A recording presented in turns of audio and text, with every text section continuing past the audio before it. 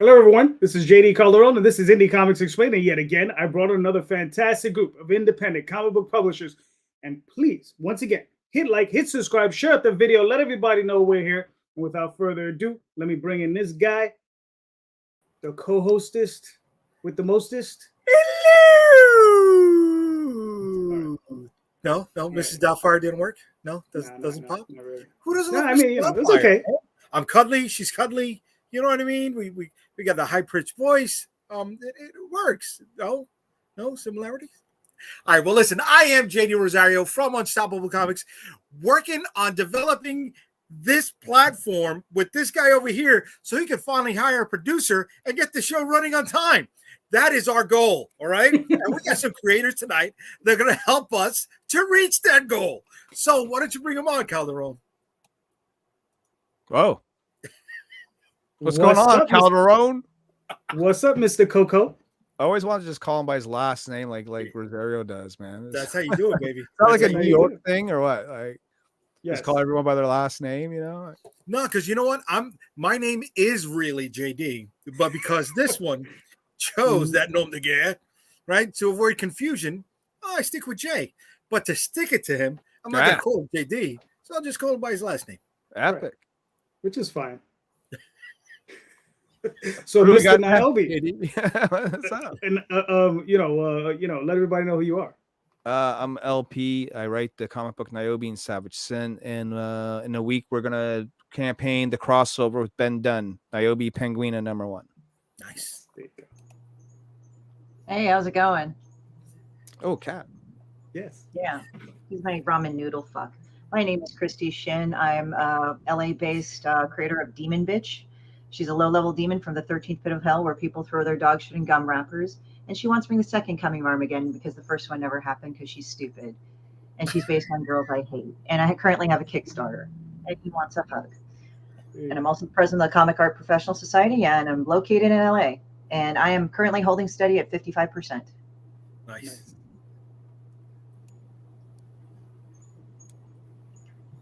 Mr. Marcus, please introduce yourself. Hey everybody, I am Marcus McNeal, editor-in-chief of Odyssey Comics, based out right here in Southern California. Currently promoting Nobody's Princess #3 on Kickstarter right now, launched this week. Cool. Jerry, please introduce yourself. How you doing, guys? I'm Jerry Carita. I'm the owner of Thorny Comics and the writer of a new book that's on Kickstarter right now called Cicada Samurai. I actually reached my funding goal pretty early, so I'm just here to talk. Very good. Nice. Listen. I got very lucky. Yes. I mean, look, however more you can pile on, right? Oh yeah, absolutely. Of course. Oh yeah. Funding goes the bare minimum, man. Everything now is icing on the cake, right? Exactly. Yeah. All right. So, lady and gentlemen, and Cat. And Cat. And Cat. So we've all seen the subject going around the internet, right? Mark Millar was on this interview and he was being interviewed and he was asked a bunch of questions, and he proclaimed, he sees that stores are, a lot of the industry is going down, the direct market, that is, right? There are a lot of different factors to the industry, but we're specifically talking about the direct market. So, what is it that you guys see? Do you guys feel that the direct market is kind of going down? And what is it that you think that we, as independent publishers, could do to help it not go down? Right? Well, I can kind of answer that initially. Let me put this noodle boy down.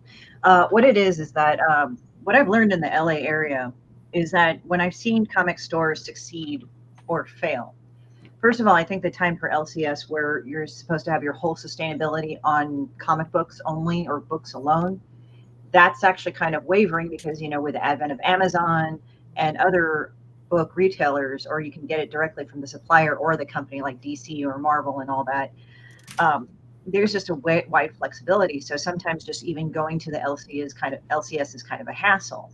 What I've seen work is like the amount of service, like I see people go up and say, hey, did you get my pull box? I want to do my pull box and stuff. Mm-hmm. And they have pulled the comics for you. I mean, they've been doing it for years, but that's one of the things they do. And I've noticed that a lot of people will go there I've noticed that if LCS is making an experience to be there, that's one thing. But if they're just selling books and not doing much of anything, then they tend to go down. Like Collector's Paradise near where I live, and Manhattan Beach Comic Book. The Comic Book, they're also located in Culver City. They always have signings. They have free comic book day with a lot of comic book creators or indie comic creators. Even indie creators can go and say to some of the comic stores and say, hey, would you mind doing a signing? So they'll do signings for you. So it's like sort of like as a creator, you have to bring it to the table. Sometimes maybe put a few books out on consignment. It's not necessarily to make money. It's an investment to do the whole thing of like, hey, there's another artist here. It's like kind of like at a gallery. You don't sell all the pieces at once at a gallery. You just put it there like, this is where my art is. There's another place you can look at. It's an experience. And also another thing that I've seen LCSs do that seem to be successful is that they sell card games or other tabletop games, and then they'll have gaming times.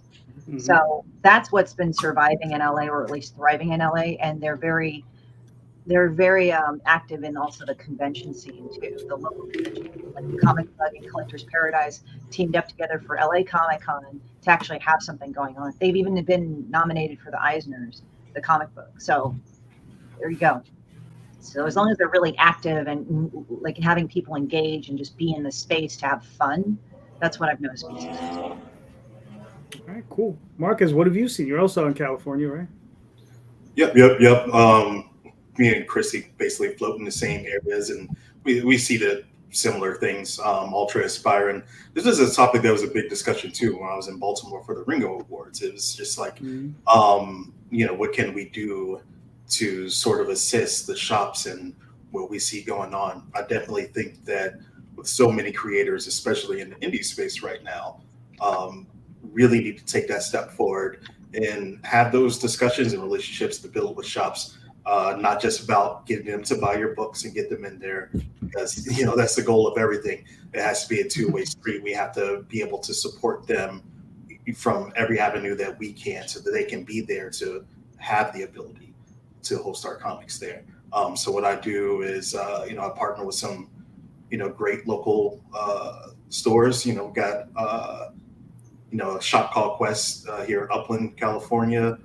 They host all of our Odysseys books. I'll be working with them on getting the signing going. We got 4 Color Fantasies over in Rancho Cucamonga. I typically do free comic book day with them and try to be there as much as possible. Support them with my patronage, of course. But it becomes a really sort of difficult thing to surmise because, they're up against everything that's going on in the direct market right now too, which is very disruptive. And then in the slowing economy of that too, working in business in the corporate world right now, it's not just LCSs that are struggling. If you got Walmarts and Targets and things like that aren't doing the business that they're used to doing, of course, when it comes to comic book shops, things like that, things that people can easily cut out of their finances, or find a cheaper avenue to do so, especially with digital being as big as it is right now, then it really turns into an uphill battle. So I think that's the time when the community, not just from the creator base, but from patrons and fans of comics of all sorts, needs to start rallying around the shops and do what they can. And the shops themselves have to also work and make sure that they're open and responsive and receptive to, whatever anyone might bring to the table that could be mutually beneficial for them. All right, cool. Jerry, you got any thoughts? Yeah, I'm a lot newer to this whole game than I think most of you guys are. This is my first book. I've only really been working with a publisher, a group of friends of mine, at Blue Juice Comics for the last 2 years, going to conventions and trying to help them sell their books around. And I remember about 2.5 years ago, my buddy, who is the EIC of the editor-in-chief at Blue Juice, he was telling me about how books, it was the first time I really sat down and had someone explain to me how books get from him publishing them to on a store in a comic book shop. And at the time, it was before a couple of the bigger publishers started making deals with like Penguin and other distributors. Everything was through Diamond. Diamond was the only game in town, right? And I remember him describing that whole thing to me. And I remember what I said to him out loud in the moment was that it sounded crazy to me that was the system. And what I said was, I can't believe that whole operation hasn't been replaced by like an app or a website or something. Like, it's like what I think Marcus was just kind of saying, like everyone is struggling in different ways right now. I think people just have to adapt. And so I agree with Christie that like stores that diversify what they're selling and the experience of going there, those survive because people have a reason to walk in the door. You can get your comics without walking into a comic shop. You know, you can do it digitally. There's a lot of easier ways that are lower impact, lower friction to do it. And so you need to adapt and come up with ways to get people to come in the door. And I mean, like, look at people like us, like the process of making a book and then eventually putting it on a store. There's so many gatekeepers between the idea in your head, you putting it on paper, and it being on a store in the middle of the country, you know, that's not near your house. That's not a store you have a direct relationship with. There are so many steps and so many gatekeepers that, you know, we've all found in different ways that it's better to go directly to the fans. And all these people like descended on Kickstarter and Zoop and all these other crowdfunding platforms. And it's because, you know, it's harder and harder for comic shops to take a risk on someone like us, who we're all going to make a book for a couple of months. We might disappear for a few months. We're not going to be there every month all the time, putting out the product, a mass amount of product that like Marvel, DC, Image, these other places are. So it's hard to build those relationships, and like everyone just kind of has to adapt. And like, I think that it's hard for everyone. I think stores do need to figure out a way to keep people coming in. And the way that we help them is to not forget them. Is to just, you know, after we have something, we use Kickstarter to kickstart our project. And then once we get it and we can make it, we can publish it, you know, we should be looking for ways to put it in comic shops, because there are still a lot of people looking for that relationship with a local comic shop. And they shouldn't be lost because, you know, you can get it digitally or you can buy it direct on you know, Amazon or a Kindle and read it without ever, you know, joining the community. You know what I mean? We should all be working towards keeping that community thriving. Yeah, I think also here's an aside too. It's like, I think creators have to think more about bringing more to the table, but kind of think outside the box, like with events. Like for me, I have a good relationship with the guys at the Comic Bug. And what I did is kind of a joke out of COVID, because on the West Coast, we like kept shutting down because of COVID. I just said, well, you know, I heard about this and that about COVID, and just to make a joke out of it in general, because like everybody's miserable. Everybody's trying to get out of lockdown. Everybody's kind of like semi-depressed or discouraged, like in some of the areas of the States or parts of the country, they have to lock down over and over again. I did one called Asian Invasion. It was like thumbing my nose at a lot of shit there. And I just got a bunch of my Asian creator friends, because they really wanted, at the time, they wanted to go to, this was around the time of Emerald City or Rose City Comic Con. So they're really wanting to go. And then it gets shut down at the last minute. I said, all right, this is pissing me off. So I just said to June is the head of the Comic Bug, and he's Japanese, so I know he's not going to give me shit for this. I said, well, let's do Asian Invasion, Yellow Peril, fuck it. So I just got some Asian creators. I mean, it wasn't a huge thing. It was like 7 people, maybe 10 people.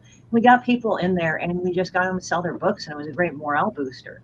Then I had people like asking me over and over again to do it. So I did it, and then all of a sudden I got asked to do it up in Oakland, in the Bay Area, where I'm originally from. I'm not from Oakland, but the Bay Area.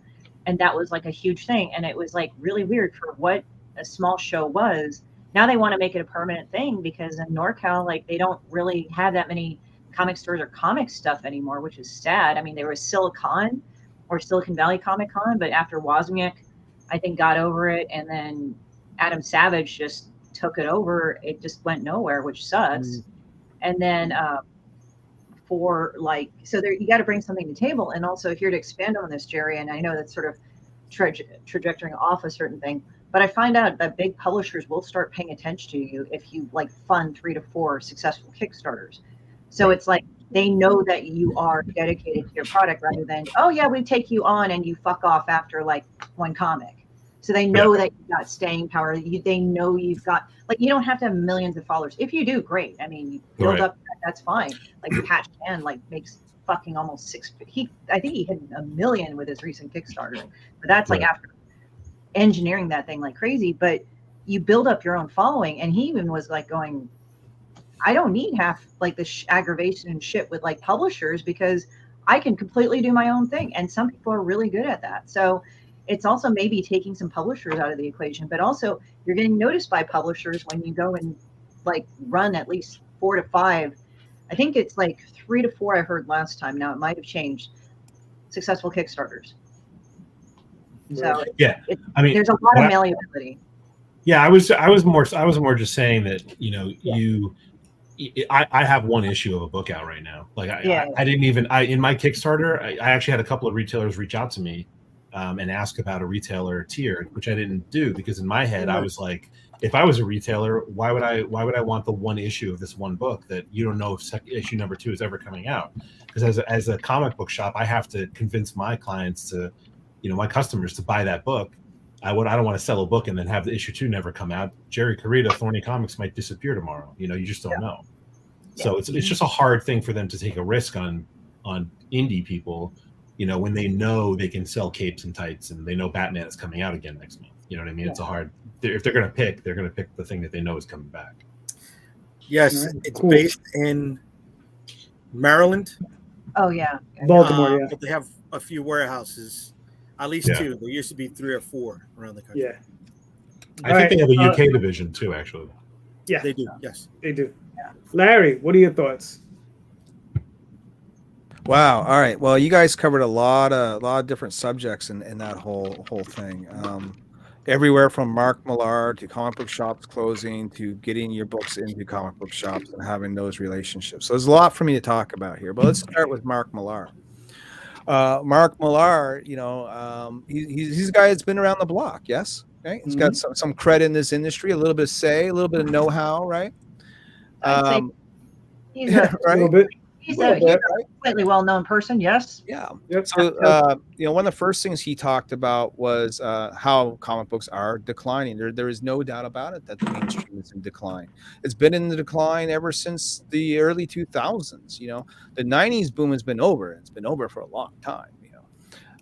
But and a lot of these shops, that have closed, a lot of them came from that time period, when comic books were on fire and there was no stopping it. And then when that bubble burst, then we started to see the shops sort of drop by the wayside. Mark Millar's whole thing was, on Twitter, is that he witnessed the closing of a shop, right? And he had made comments on this. And he had a couple different ideas, One of the things that he had said, and this was a couple of days prior to that tweet, was that comic book companies need to bring back comic book legends into their comic books to save them. So in other words, bring back Jim Lee and the X-Men, get Mark Silvestri drawn, get, all these, get Todd McFarlane drawn Spider-Man. So like, if you could pull that off, that would save comics. And I'm like, I disagree with that to a point. Well, it'd be cool, right? If you had all these guys come back and, there's enough buzz to set things aflame and people are out buying comics, but that'd be a short-term fix for a long-term problem, right?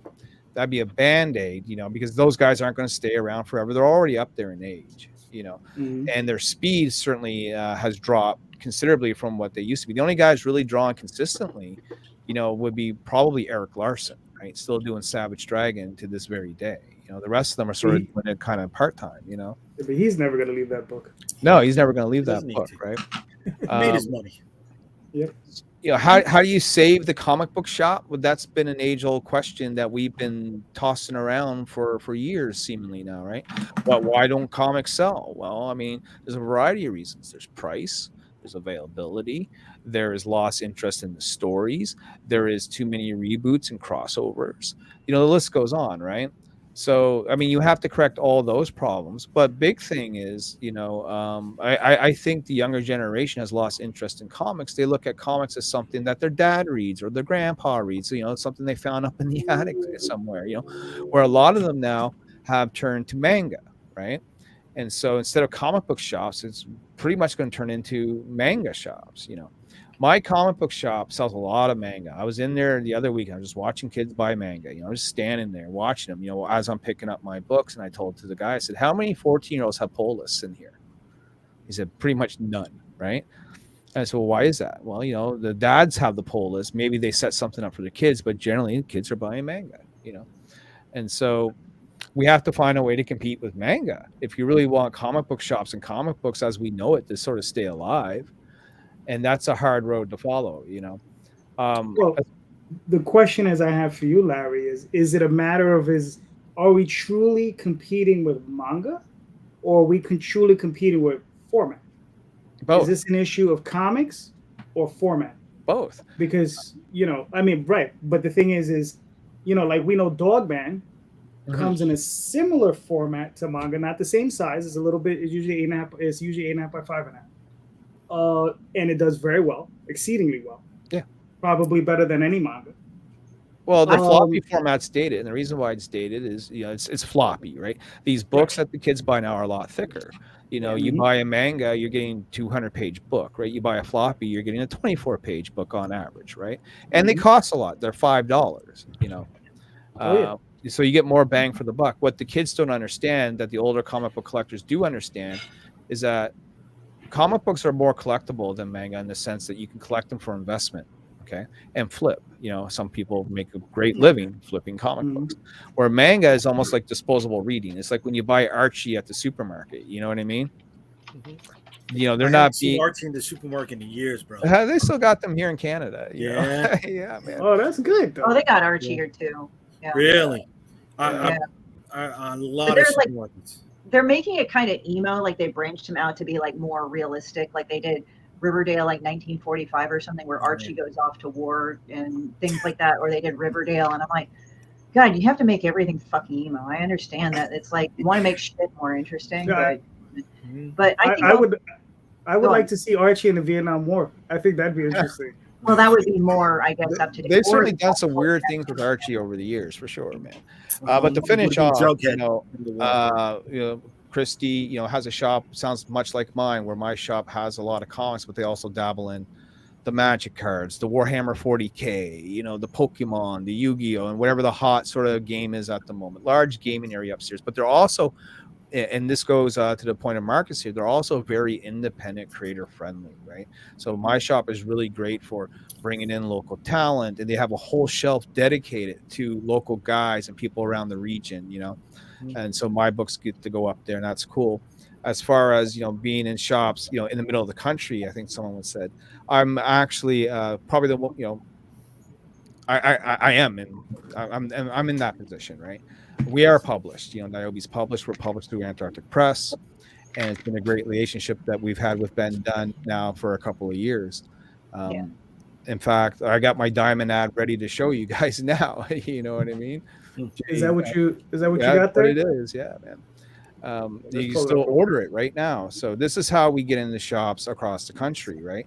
Not necessarily, do we have to do it on our own? The great thing about Antarctic Press is they don't take away your creator rights. So you can go ahead and run your Kickstarters. Absolutely. Get that book made and get that money. And then for the work that you've already done, okay, you can now have it reprinted and distributed to Diamond and through shops, not only across the country, but across the world. Now, Antarctic Press isn't Image Comics. They're not Marvel. They're not the biggest thing, but they're certainly one of the longest running companies in the business. Antarctic Press has been around for 38 plus years. They haven't folded up shop like many of these other small publishers, and they got a legacy behind them that no one can deny. So my suggestion is, if you want to be in shops, maybe consider going through a publisher that won't take away your rights, like Antarctic, and see what you can do. Help us make an impact. Yeah, definitely. But hold on. To Tom's point, here we go. Tom's another guy that's part of Antarctic. He's signed Critter to Antarctic, which will be coming out in 2024. I tell you, he says nobody buys comics. What's wrong with this guy? I think it's like with floppies, it's harder to get because floppies tend to get more destroyed easily. And then sometimes like people don't want to wait a month for the next story arc; they just want to buy it. And I've noticed the competitor to manga, like tactile manga books, like Shonen Jump, like the collection, is probably the American graphic novel. Like when I kickstart my books, it's the graphic novel because people have a satisfying chunk to read. They feel justified in buying the price point, and the book is more sturdier than the floppy, and they're easier to transport because, like, you nick a floppy, you downgraded the price like you wouldn't believe or the value, and nobody really wants to buy it. So, I mean, unless there's variant covers, and I'm not crapping on the collector's thing, but there you go. It's just that I think also what another factor of manga that people don't understand is that they write story and they don't give a shit how they do it. They'll just write a story. Like at Dragon Ball Z, people said, how come you don't have like diversity of people in this Dragon Ball Z? And the guy who draws Dragon Ball Z and created said, go fuck yourself. I'm from Japan. I got a comment on Tom's thing there. He says like Brian Polito doesn't, could bring that comment back up. Ask Brian Polito if manga is affecting his sales. It's all about catering to the audience you want to serve.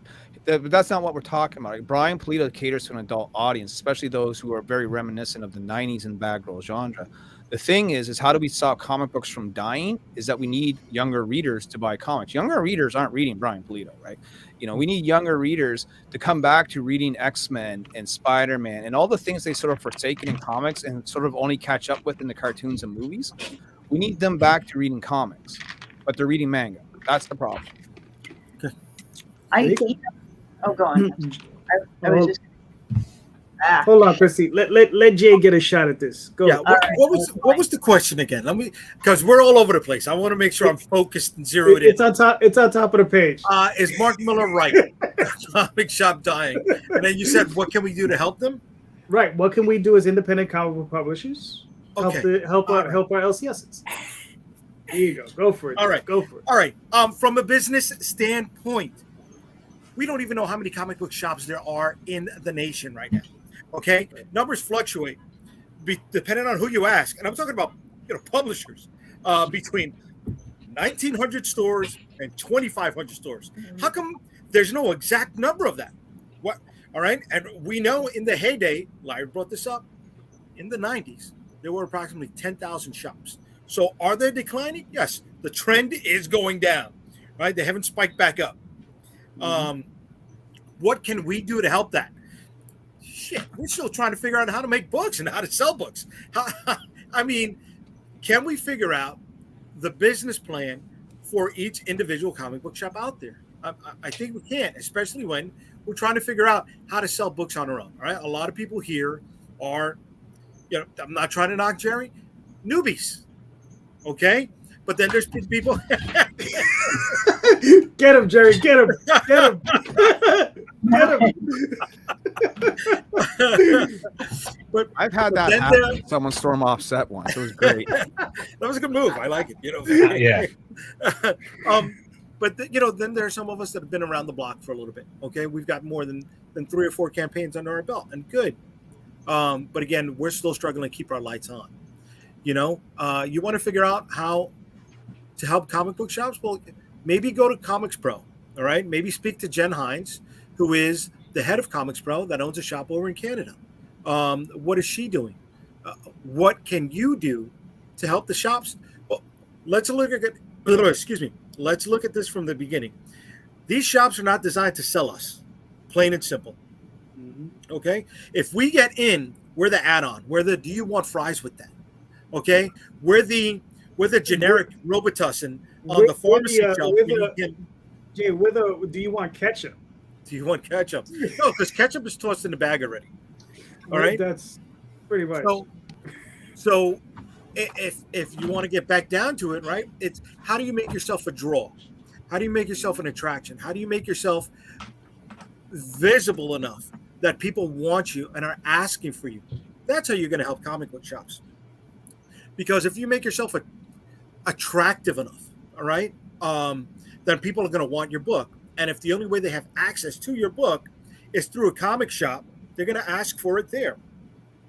When you do a shop, do more than just a signing, right? I mean, a signing, sorry, guys, I've seen a lot of people at conventions, and they're like this. This is it, all right? Nobody is talking to the people that are coming to their booth. That is a big fucking problem. I don't care. All right, I'm a little mouse, right? I'm that. What's that, Lily? That the wallflower, right? I'm a shy person. Oh, I'm an introvert. I don't want to sound. Yeah, this is the wrong gig for you. That or too. bring somebody with you that can talk, so you can do that. All right. I mean, you're shooting yourself in the foot, and if you're doing that at a convention, you're definitely going to do that at a signing if you get into the shop to do that. And that's 2 hours of boredom, and the person who owns the shop is never going to bring you back again. So that's not how you help the shop. You bring an experience with you, all right? One of the things I have in my past is I was a vendor, not of comic books, but of beer, and that's one of the things Champion brought up. We had a great portfolio, and we would do launches at different supermarkets, bodegas, and bars, all right? And I learned that promotional aspect from there. Christy, I'm sorry. I hate to say this like this, right? But you bring the ladies, you bring the boobs, because this is This is a male. She's gonna walk off the camera now, right? No, Listen, no. I mean, it's funny because like it's hilarious because it's funny because like okay, so I make a character named Demon Bitch, which is supposed to be gross and nasty, and she's a whore, but yet they call me Demon Bitch, and it's a compliment, and nobody like fucks with me, so that's funny. And then I start talking to them. I use a lot of bad words, but yet they like it. And the thing is that I try to, I guess I just naturally perform. And it's funny because like my friend Mog, like if you guys are familiar with Mel and Mog, Mog, damn, you fucking hustle. But the thing is that when people do sales or they sell, they think it's supposed to be boring. Like they have this misconception of what selling is, which is lame. And they think, well, I got to go and be this. And no, it's kind of like actors and actresses in this way. Yes, they're playing a character and all that, but if you notice that they just play a section of themselves on screen, that's what they're trained to do, to embody that character. People think, oh, actors are the most flamboyant. Not really. They're sometimes the most shyest people in the world that are like, I don't fucking want to talk to anybody afterwards. And it's not like they're deliberately being jerky, but it's just like, so Demon Bitch, the persona that I have on screen, is going to be slightly different when I'm like hanging out. Like I hung out with Marcus for a little bit after Comic-Con Revolution. That was after the con, and it's like I switched out of Demon Bitch mode. But it's not like I'm totally different. It's just like I'm more out there. And you have to be. You have to be. Because if you want to capture sales, I'm not saying you've got to be the carnival barker. No. Right? No. But you could be welcoming as if somebody's coming into your house for the first time. Right? Oh. It's polite, it's conscientious, and you're giving people an experience. And that's what is at the end of the day you have to do to create sales. Yeah, and the thing is that if you want to get in the mode, what helps you get in the mode is put on your performance gear. Now, it doesn't need to be like fancy shit. Like I wear fancy shit, but that's me, right? But the thing is that some people, like when they get in that mode, it's like black shirt, jeans, and that's my Comics Con mode. That some people do that, or some people say, I have this jacket, I put that on, I'm in work mode. Like it can be as subtle as that. Like I've known people that sell, like Lonnie Millsap, tall black dude. I think you met him, right, Marcus? I don't know if you met him. Yeah. He runs the same. He's like a big guy, but he's gentle as hell. But if he was like all up in your face, I mean, that would be a little bit intimidating. But Lonnie's a very laid back guy. You can adjust to your personality to sell very well. He'll be like, oh, hi, take a card. Do this, do that. Yeah. Just be engaging, make eye contact. Simple stuff. All right. It's not prom night. If you want to be in this industry, all right, if you want to have a successful creative journey in comic books, you need to break out of your shell. If you want to know how to help comic book shops, well, then, take a trip to Comics Pro, see what the majority of comic shop owners are dealing with, and see if you can fill one of the many voids that they're dealing with. All right. Shout out to my boy Ichthus. Yeah, but you gotta figure out how to make a book first. And you got to figure out how to sell it, and then you got to make sure you make it memorable so people continue to ask for it. All right, fair enough. I mean, for myself, it's like everybody else. I mean, I think when it comes down to just getting your books out there, I think one of the key things, I look at the previews every month, right? I'm one of these people. I go to my comic shop, I pick up the damn catalog, and I look through every page. I go through every page every month. It's a ritual I go through every month. It's just something I do. And the one thing I notice is that there are a lot of basic rules that independent publishers and even some of the major publishers don't follow when it comes down to cover graphics, right? And it's very simple rules. Get a cover that's engaging. Get a logo that's clean and visible, right? Sometimes you end up with these little logos with these skinny little lines. And, when it's printed 2 inches by 2 inches or 1 inch by 2 inches, you can't see the damn logo, right? So you have to be able, it's like they say, Eric Larson says, what's the greatest logo ever invented? He said it was ROM, right? ROM space now, ROM in red. You can see that sucker 3 blocks away, So you have to try to think of that when you're creating your logo. And even with the graphics on the cover, it doesn't necessarily have to be a sexy chick, but it has to be something engaging. I can't even tell you how many times I've seen independent covers, and it's like, it's like one of these things where it's a hand sticking out of a grave or something like that. It's just like, really?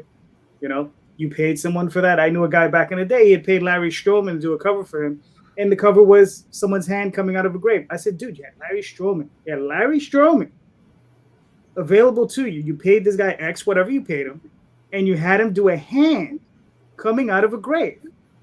I'm like, dude, How many you could have years did done it anything. take Larry to finish that? This was back in the day when Larry was very, very, he was young and hungry. So Right. I don't think it took him that long. So I think he Gotcha. could have done a full figure. He could have done something really action packed that would have. I think it had a little bit more impact than just that hand. So so that's just one of the things, because we were talking about what is it that's going to attract people to your books in a comic book shop, and you have to try to outdo what's already out there, right? You have to try to compete with Marvel and DC with at least your cover graphics, right? So you have to try to get the best artists you can get and get a really nice cover on it. And it doesn't, like I said, it doesn't necessarily have to be a sexy lady, but it has to be something engaging, it has to be something grabbing, and it's not something that I'm seeing every month from a lot. Like I would say like 90%. And this isn't, like I said, just the indies. This is from Marvel and DC as well. I see, look at a lot of their covers, and it's just like, okay. A lot of the editors are not paying attention, but that's their job. No. Covers are not telling a story. It's just one pose that could have been a pinup or a trading card or some promotional image. I mean, right. But I mean, it also depends on who's doing it. If it's Arthur Adams doing that pinup, then it'll hold, right? If it's Brian Boland, it'll hold. But it's it depends. He's on developed that name to get to that point. Yeah, well, it's not just the name, not just the name. This is the style. You can recognize the stuff in a heartbeat. But anyway, Jay, you're up. Do it. All right. So, leading into a little bit of what I was talking about right now, people being wallflowers, right? Being very timid. What is the one thing in your creative journey that you have not pulled the trigger on doing, but you need to do? Marcus. Oh man, this is falling on me. It falls on you, sir. It's it's a good one because it's something I've thought about a lot and has actually been on my mind quite a lot. Because I know one of the biggest struggles that I've faced personally, and we faced at Odyssey Comic Books, is that being a publisher, and my job is typically on the business side of things and helping everybody out there. There's no sort of centralized persona that people can gravitate around, which is a big key thing in the indie comic scene, because that's what separates us from the big boys, is having more of a personal relationship with our fans and with our supporters. And I know that for Odyssey to get to the next level, I sort of need to pivot myself into more of that, So I have to, read up on my Stan Lee biographies and everything like that, and figure out how I could do it. Now, that's also a hard thing for me because, Odyssey is doing a lot. We're growing a lot. Actively developing and the editor on 10 projects right now as we speak. Still having a full-time job too, and being a father, and there's just not enough time in the day all the time. So I would love to get a YouTube channel up to engage with people more, maybe do TikToks and things like that. But how I work it into the schedule, how I can do it, it becomes tough, and that's the hard part when you're small.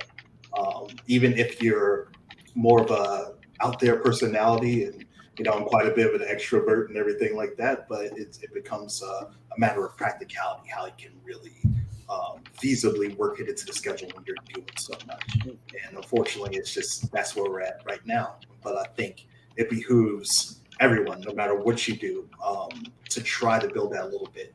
And what I've mainly done is I've done that through Kickstarter as a platform. So I engage with people there more. I talk to backers and advance their stuff all the time.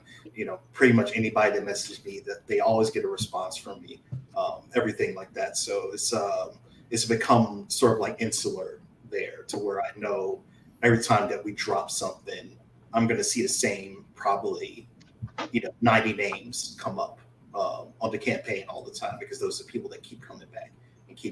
Like we have Nobody's Princess up right now. It's both a good thing and a bad thing right now, but probably 95% of the backers that we have right now, return backers, they're the Odyssey faithfuls who will come and support the things that we do. The next part here is finding the people beyond those who we see, back every campaign and come back, and that's the tougher part. That's the bigger mountain to climb. But I get really really grateful for the people who come out and do that. And I want to do more of that. I want to build more people under that fold. And I think really finding any sort of omni-channel methodology that you can do, whether it's you got Substack going, whether you're doing YouTube, whether you're doing TikTok, engagement. And all I'm trying to do is just tune it up. Okay. Interesting. Jerry? I'm not sure I remember what the question was now. I still see as Mark Millar, right? Our comics dying. What are you not doing in your creative journey that you know you need to do?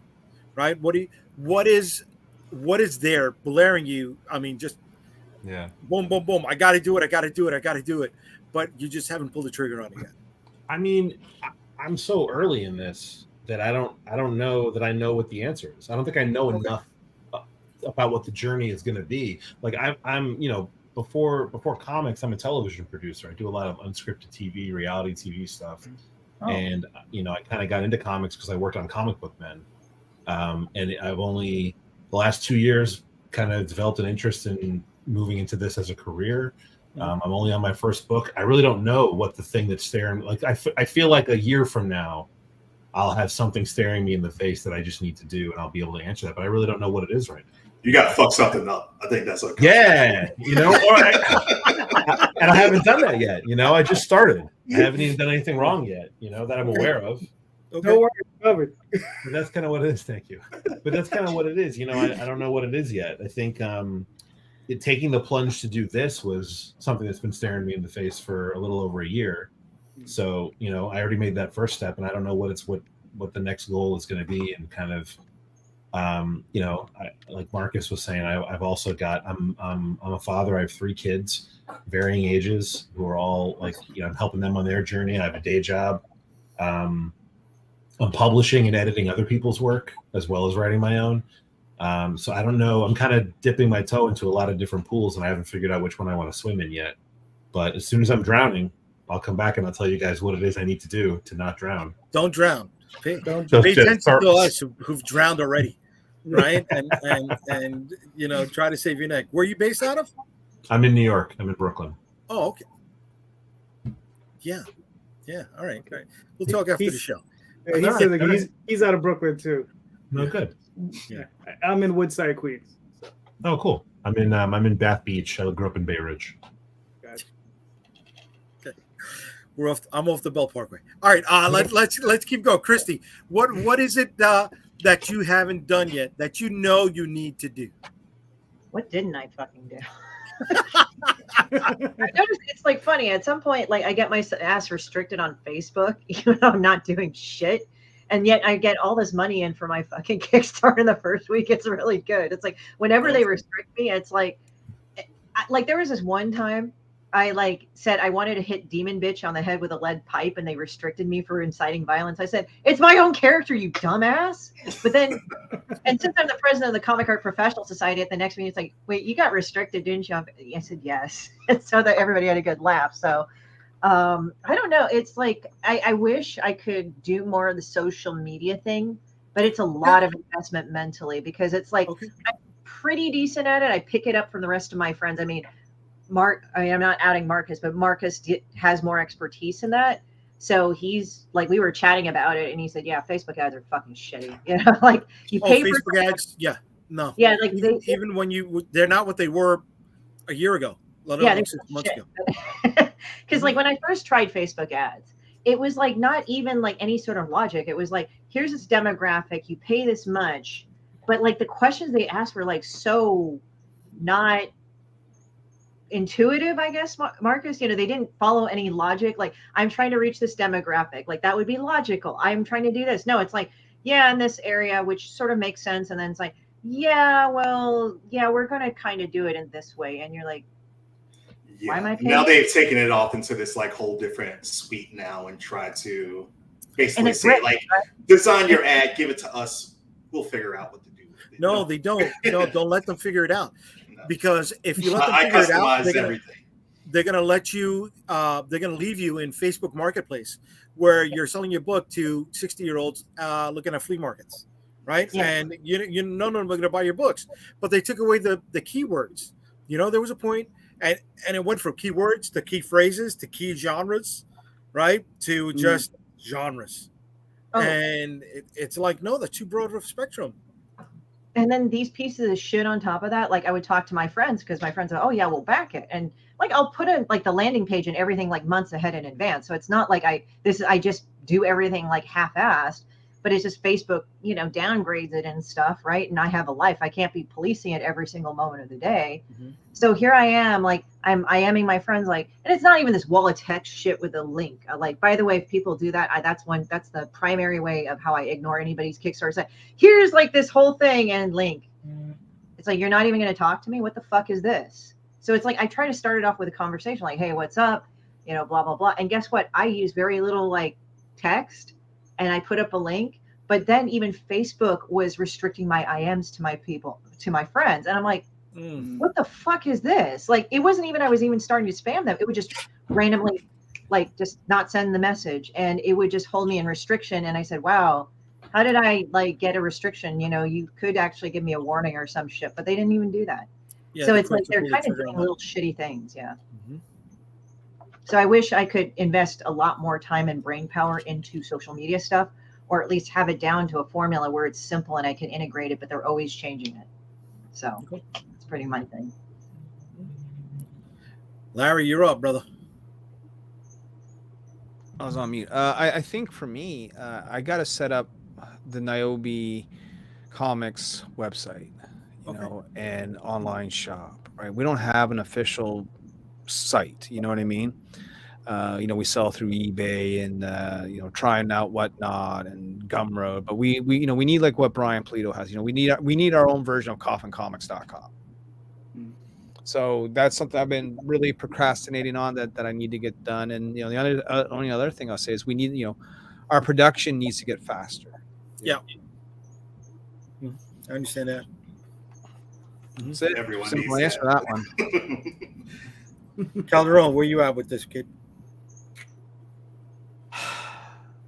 I think putting on the backpack, walking all 50 states, and writing my memoir. I think that's the one. You can't make it.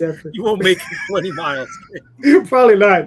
No, I don't know. I think there's some stuff that I have in the pipeline that I'm going to be doing in the next 6 months, hopefully. But it's just a matter of just finishing the Oswald Chronicles. That's really the thing. It's just getting it done, man. It's just like that's the thing. And as far as the other thing is like, as far as getting like what's glaring in my eye to get done, it's that. But it's also to get these other properties that I've been working on that I've had around for years. Dreamweaver, whether it be Tall Tales, Dreamweavers, Reaver, Starpoint. I have all these other things that I've worked on over the years, and they're just sitting there. I primarily been working on Oswald, but that's another one. Is like it's my monster, but it's all of those. I want to get them done. So okay, yeah. What about you, sir? I hate to say this, but I need to be firmer with the team. So I work with quite a few collaborators that have yet to finish projects that they're getting paid to do, and that ties up the money in the pipeline, and that also screws up the schedule because there's other collaborators who are waiting on pages to get done so that way they can get their work done. And then that continues to back up the cycle because now we have books which were scheduled to be released not coming out on time, right? So when you go back down to the bottom of it, you got to be firmer with the team and not just set target production dates, but follow up on it and follow up on it throughout the process of it.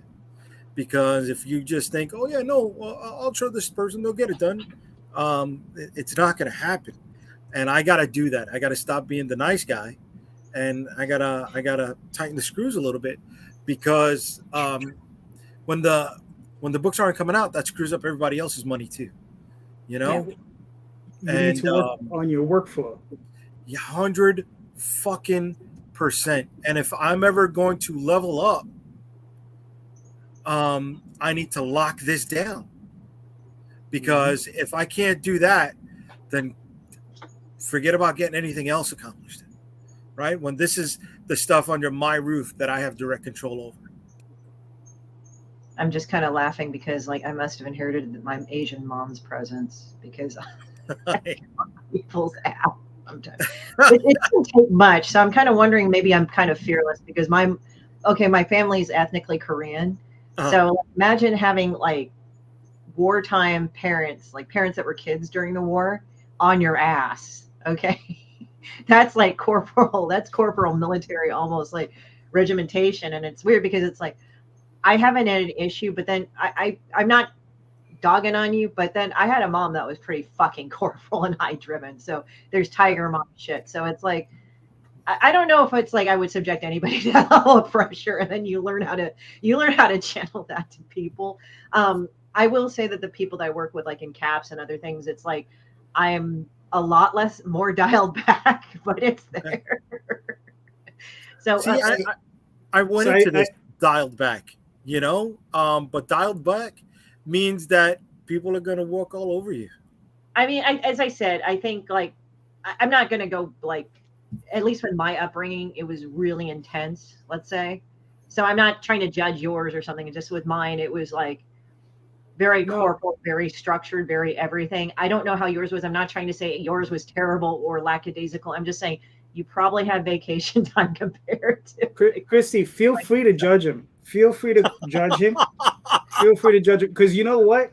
We all need a little demon and we all need a little bitch in our lives, right? So here we go. What? A segue. That's a segue. That's a segue, brother.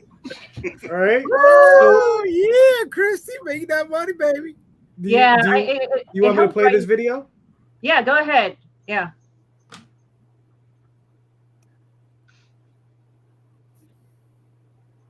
Oh, there's. Can't hear it. Go back to her walking the red carpet. Let me see her walk the red carpet, dude.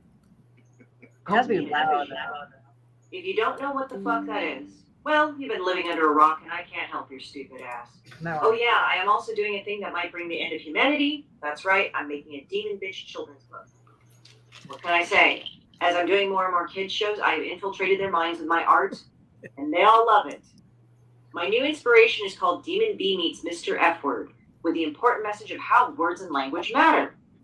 Anyway, Stephen Prince of Monster Matador fame wrote the foreword because he has kids. You should know that these young minions make him look remarkably soulless at times with the crap that they do to him, but they love me. Okay, back to the important shit. You'll get signed copies of the books through Kickstarter. And here's the ensemble of good artists that are fucking slumming it by creating more shit for any of you glorious assholes willing to spend a little more money. There's Mog Park, and why the fuck does she draw her sexy? There is Zoralita Bellamy of My Little Pony fame, who draws cute shit, so I don't know why she ever consented to this. Lawrence Raw Dog Hubbard, who you and I both know why he fucking consented to this. You get these signed prints on really nice paper, but whatever. I'm not nice, the paper is. You all fucking suck and I want to cry. So in addition to this frenzy of bullshit, including a pin called I Am Shitbird, these pins were designed by Hyde Hermit Studios, who have really decided to downgrade themselves by taking part in this project. Also, there's a magnet, too, of Demon Bitch humping something. Why Demon Bitch? Why Shitbird? I will tell you why. It's because of every dumb motherfucking piece of shit that has ever annoyed me, thinking that somehow my comic is all about them when they're basic as fuck, and then still gets mad at me when I say people like them are literally a dime a dozen.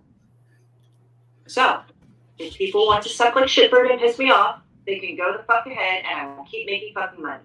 I don't care. Which reminds me, I also compiled a bunch of crap for my stretch goals. I might even make a blank version of the pin available so that people can use a dry erase marker to fuck it up over and over again, because why not? It's your money anyway. And from there, I've got another Demon Bitch pin waiting in the wings because she also sucks, and why should Shitbird take all the glory home? And there's more, including a patch, and holy shit, you're making me torture myself. I'm all pissed off now. Gotta go make some shitty art because I'm really hating people now. Seriously, I do fucking hate you all, and I can't believe you watched this entire video. Now go buy my shit. Most honest Kickstarter video ever. Yeah, yeah. Welcome to the Rated X tag on Indie Comics Explained.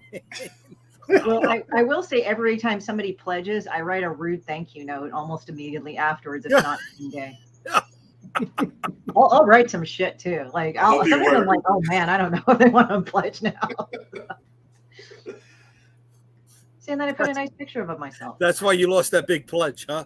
They read your thing. I think they just their minds exploded when they saw that. I was like, What's great about Christie is that when you get stuff from her cons, she writes rude shit in your books on top of that too. So nice. Yeah, it's always what I look for. Yeah, they're all personalized. I will personalize every book. I sign them, but I don't like always just sign it. I just actually write a bunch of shit, and I'm sorry, Marcus, I talked over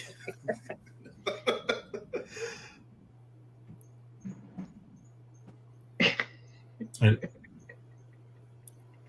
So it's petty as fuck. That's how I actually sold. You want to walk us through the campaign though, because Calderon's just flying through it. Okay, well, yeah. So this is parts of the graphic novel. This is from the Demon Bitch webcomic.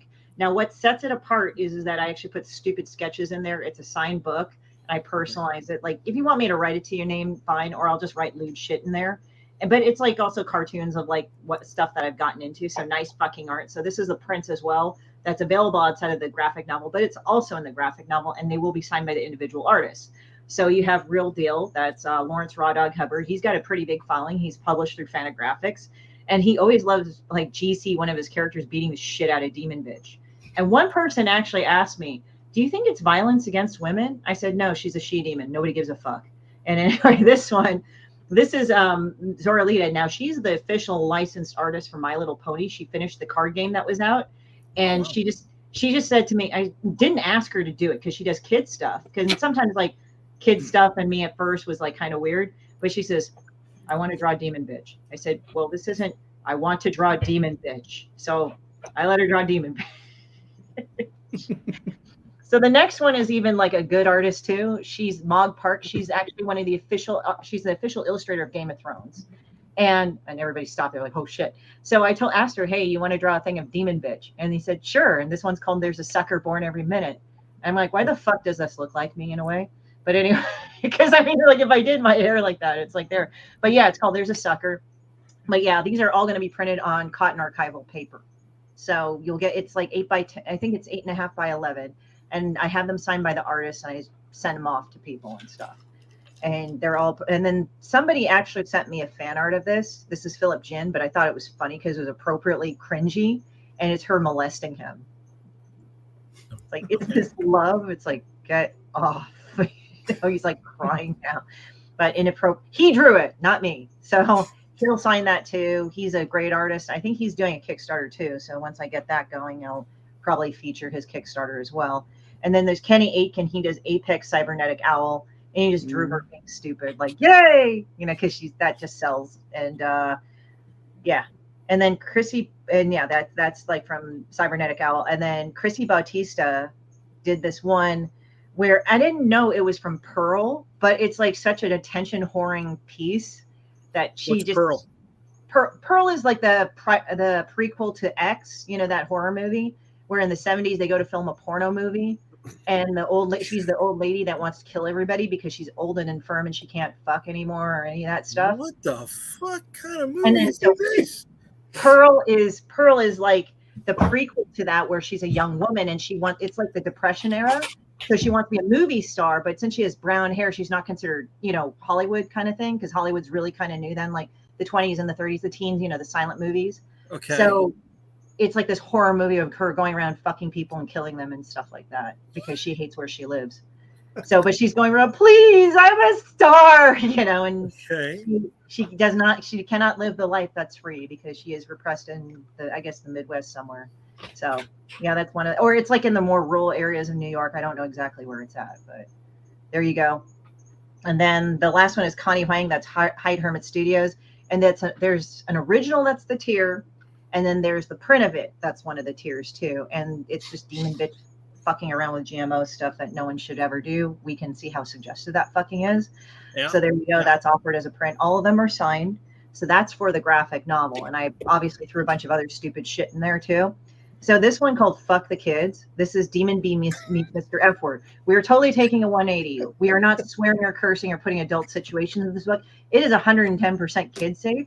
Why? I tested on some of my friends that were parents. Maybe that's not a good idea, but Stephen Prince has 2 small children, so I had him read it, and I think he read it to his kids. So what it's about is that Demon B meets Mr. F Word. This is downtown LA. I think that's accurate right there. So she's walking around where all the homeless people are screaming and cursing at her and trying to attack her. And then she meets Mr. F Word, who's crying his ass off, going like, I can't believe like nobody can say my name. He's really upset that no one can say his name.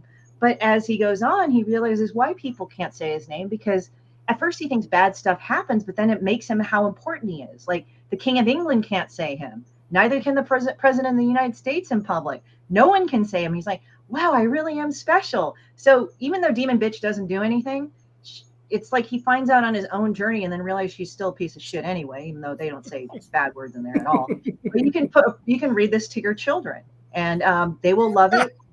It's written especially for kids, and if your kid forces you to read it 10 million fucking times, you're not going to get bored. And then I had Stephen Prince like do the foreword because A, he has kids, and secondly, he looks like tortured anyway because he looks like the dog with the "this is fine," you know, we're trapped in a burning room. That's actually of him happier, but if you see him regularly, he's just going. But he looks like that dog, like this is fine. See, that's how he looks like. And then this is the pin. I am Shipbird. So there's always a story behind things that I do. So with I Am Shipbird, what it was is that, you know, I have said in the trailer that inevitably, oh, thank you, Michael. You'll get your rude thing in a minute. So what it is that there's been a couple of people I've mentioned that come up to me and get pissed at me that they think I drew them. And like, I didn't fucking draw you. I don't even know you, right? So one person gets it in their head that they think I must be following them everywhere because Shipbird's wearing a white bathrobe and this person does. Like really dumb shit. So finally, this person starts trying to call me out saying, I am Shipbird. I am Shipbird. I am Shipbird. My friends start dying. They're going like, so she's a fucking piece of shit? Is that what she wants to admit to? Because Shipbird's character is like, she thinks she's a beautiful tropical bird that's green, but really in reality, she's a silly goose. So I said, fine, fuck it. We're going to do like a Coca-Cola type of saying in the 70s when they did, if I could give the world a Coke today, and just do a flash mob of it with all the fucking pins on her chest. Just I am Shipbird. Just walk around like that. Because flash mobs are great. And then this is Cofic 19. That's one of the add-ons. It's already been funded, but it's like one of the pins you can get because I was trapped in my computer and everybody else was being an asshole. So I decided to make Cofic 19. Never trust a big button to smile. This girl is poison. It's a great song. It's a classic. It's a classic song. But you can, Also, it's like if Oscar the Grouch had like a really sexy comic. Well, you know, hey, there's like, there was a joke. They were saying like, oh, they have its first homeless Muppet, and it's like, Oscar the Grouch has been like living in his fucking trash can for over 50 years. Yeah, like, he's like a wino fucking Muppet. Nobody admitted to it. So there's Cofic 19. So this is Blender Fuck. Also based off a real life situation. So I think the fan art that Don Wynn originally drew, this is not it, of her humping a blender, is I think Alcoholics and Anonymous Seas or whatever. So this is what happened. So I'm trying to run through this. I know it's a lot. So what it was is that this one girl who also thought it was about her texted me and said, you should go get fucked by a blender. And I'm like, oh, my self-esteem. What am I going to do? So I promptly sent it over to Don, and Don drew it because I asked him to do fan art. So we were all laughing. So I decided to do Blender Fuck and make it into a magnet. It's a sticker and a patch too, but you can put her around something, make her look like she's humping it because she's an idiot. And then just put some of the production. There's bonus stuff. Like I try to share with my friends, Turner Family Terrors. You can take a look at Rob Krisich's stuff. And also we're doing a print together. So if you back our stuff and hit my stuff and his stuff, you get a print. So if you do both of our physical tiers, then you will get a signed print from both of us. You know, we both sign it. But if you get digital on both of our ends, you get the digital print. So, and that's Sophie, the vampire queen, fighting Demon Bitch, and there's Shipper going far because it's number 4. But they're on top of the mountaintop. And then there's other things like I've actually added to the free read Turner Family Terrors one, and I've also added Daphne's too, because she actually was a good girl and got her homework on time to me. But she's part of the free reading pack too. And also I put links to the Kickstarter. So far, the books that I have are kind of not safe for kids, so just keep that in mind. But then I do Demon Bitch, so people assume that. And then I have a couple stretch goals. When we start getting close to $6,000, then I will release them. But it'll be probably different iterations of the Patch and Pin. And that's it. But I've always delivered, and it's been always good. All right, cool. Looks great. Thank you. Hilarious as always. Yeah. All right. Nice. I'll tell you what I learned is that I think I want Christie to be my best friend. That's what I learned. I want messages. I backed the book during while we were going through this, and I already got my message back. It's amazing, and I just want to get messages like this all the time. That's what I want. I want text messages like this. It's great. Christie seems to attract masochists. I'll say that. I think in this one that I would douse her with lighter fluid and set her on fire because gasoline's too expensive here because I live in California. I want to hit that. Yeah, that's $6. I can't afford that. No. All right. So I guess from here we're going from. Listen, I mean, there always has to be the opposites, right? There has to be your demon bitches, and we sometimes have to have our princesses, right? That's right. So here we go, Mr. Marcus. What do we got here? Oh man! Ooh, look at them numbers go up, baby. Yes. Yeah. Woo! So we are back with Nobody's Princess number 3. For those that don't know, Nobody's Princess is the comic that started all for Odyssey Comics. It was our very first comic that we launched 2 years ago. Now the team is back with number 3, and the story kicks it up a notch as Princess goes from would-be royal to vigilante and starts taking the fight to the kingdom, looking not just to avoid being wed off to some schmuck prince that she's never met, but actually change the fate of the kingdom with her and her friends. This is the lovely continuing story from my good friend Aaron Keepers. Katrina Laird is on the art. Yane is doing the colors, and then some idiot named Marcus doing the letters and working on story editing. That poor guy, Marcus. Yeah. He's so put upon. So I think the really great thing about this is it becomes pretty obvious as we reveal it. The third cover that we are doing a wrap cover for all 4. So this is 3 of 4. We combine them all together, building one image. So we're really looking forward to doing number 4 because we'll be able to make like a stretch poster of everything combined. We're doing some of the preview pages. I'm going to be uploading more tonight too, as we're still working through the book, getting more previews uploaded, but trying my best not to get too spoilery with anything that we put on. Cool. Now, how many? So far, you're up to issue 3. How many issues is the arc? It's going to be 4 to complete the main series. So the next one we do will be final, cap it all off. Gotcha. Very nice.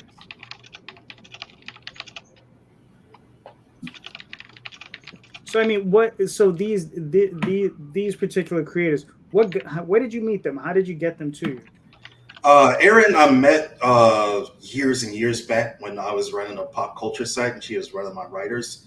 And actually, she's kind of responsible for me getting into this whole fucking fiasco of an industry. She's doing comic projects. She had her comic Nasty Girls at the time that she was working on. And I'm like, at that point in time, I was doing a lot of marketing stuff with different publishers, everything like that, until I finally got tired. I'm like, man, I can't be sitting here just talking about comics anymore. I've been wanting to make comics my whole life. It's time to get into it. And Erin dragged me into all this and got me in touch with all the people to, kind of learn the ins and outs of the industries. And she pitched Odyssey, the first comic. So once I read through it, and she and I worked on the script with each other for, back and forth for a few months and really got it down. Then we decided to go ahead and go forward with it and make it the first book that we were going to do. Then Katrina was her collaborator before on Nasty Girls. So this is kind of like the spiritual successor to it almost. There we also see the variant cover from Helen Robinson, who's another great talent who's been working with Aaron. She did the poster for us on the original campaign and came back and did this awesome variant cover for us too. Very nice.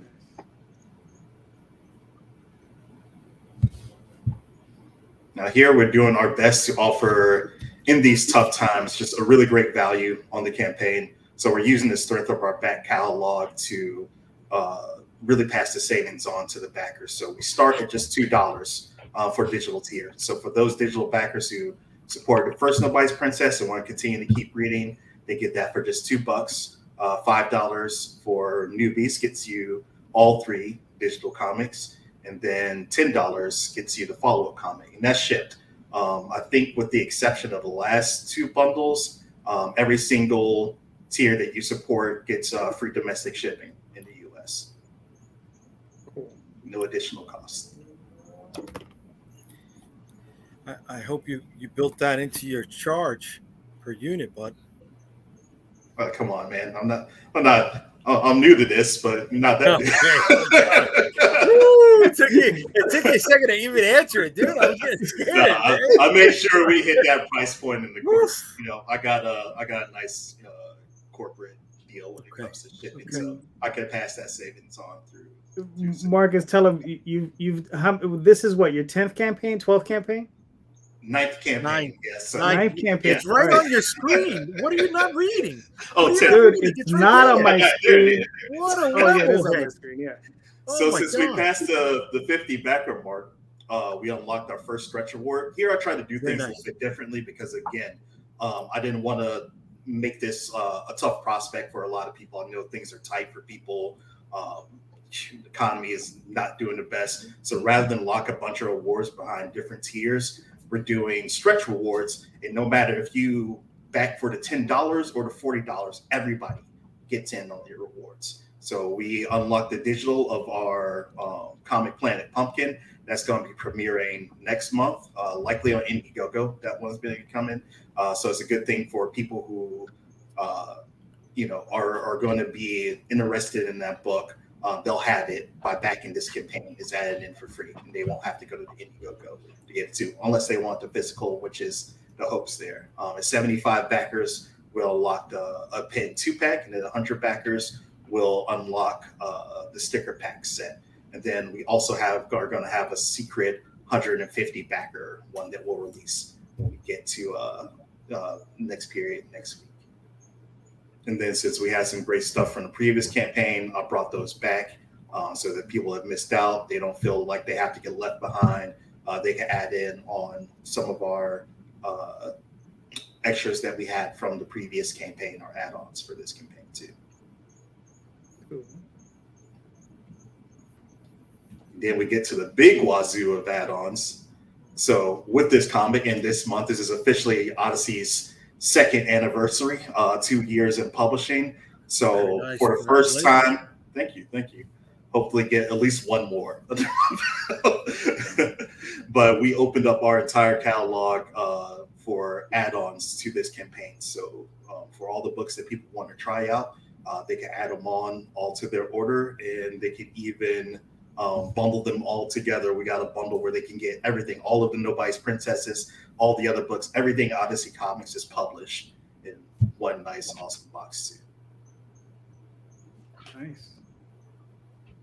Now we're past the exclusive period with our holofoil variant. That was, since it was kind of weird to structure an early bird around something that you've already done so many of, I decided to do a giveaway. So we're doing 20 total of these holofoil variants that we made available as a giveaway for all the physical backers within the first 48 hours. So we went ahead and pulled those names and announced everything yesterday. Nice. For all those backers who will get the holofoil variant 100% for free, included with their pledge.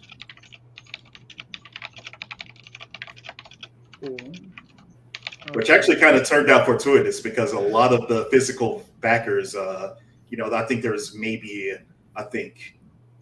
26 of them in total. So your odds of getting one of those for free was pretty good. It was pretty high. And then we'll be having a new add-on we'll be announcing this week too. That's also going to be coming. Trying to roll something out a little bit every week so we, keep the campaign fresh and try to add more as we're progressing and doing better too.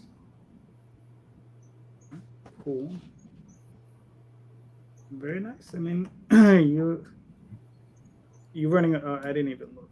So you got another 19 days ago. There you go. Yep. Just So got you're in a the little valley bit right over. now. Yeah, Right. got a little bit over third funding. This is going to be one of our shorter campaigns too. We just launched back on Wednesday, so we don't even have a full week under our belt yet. Oh, you're going into the valley now.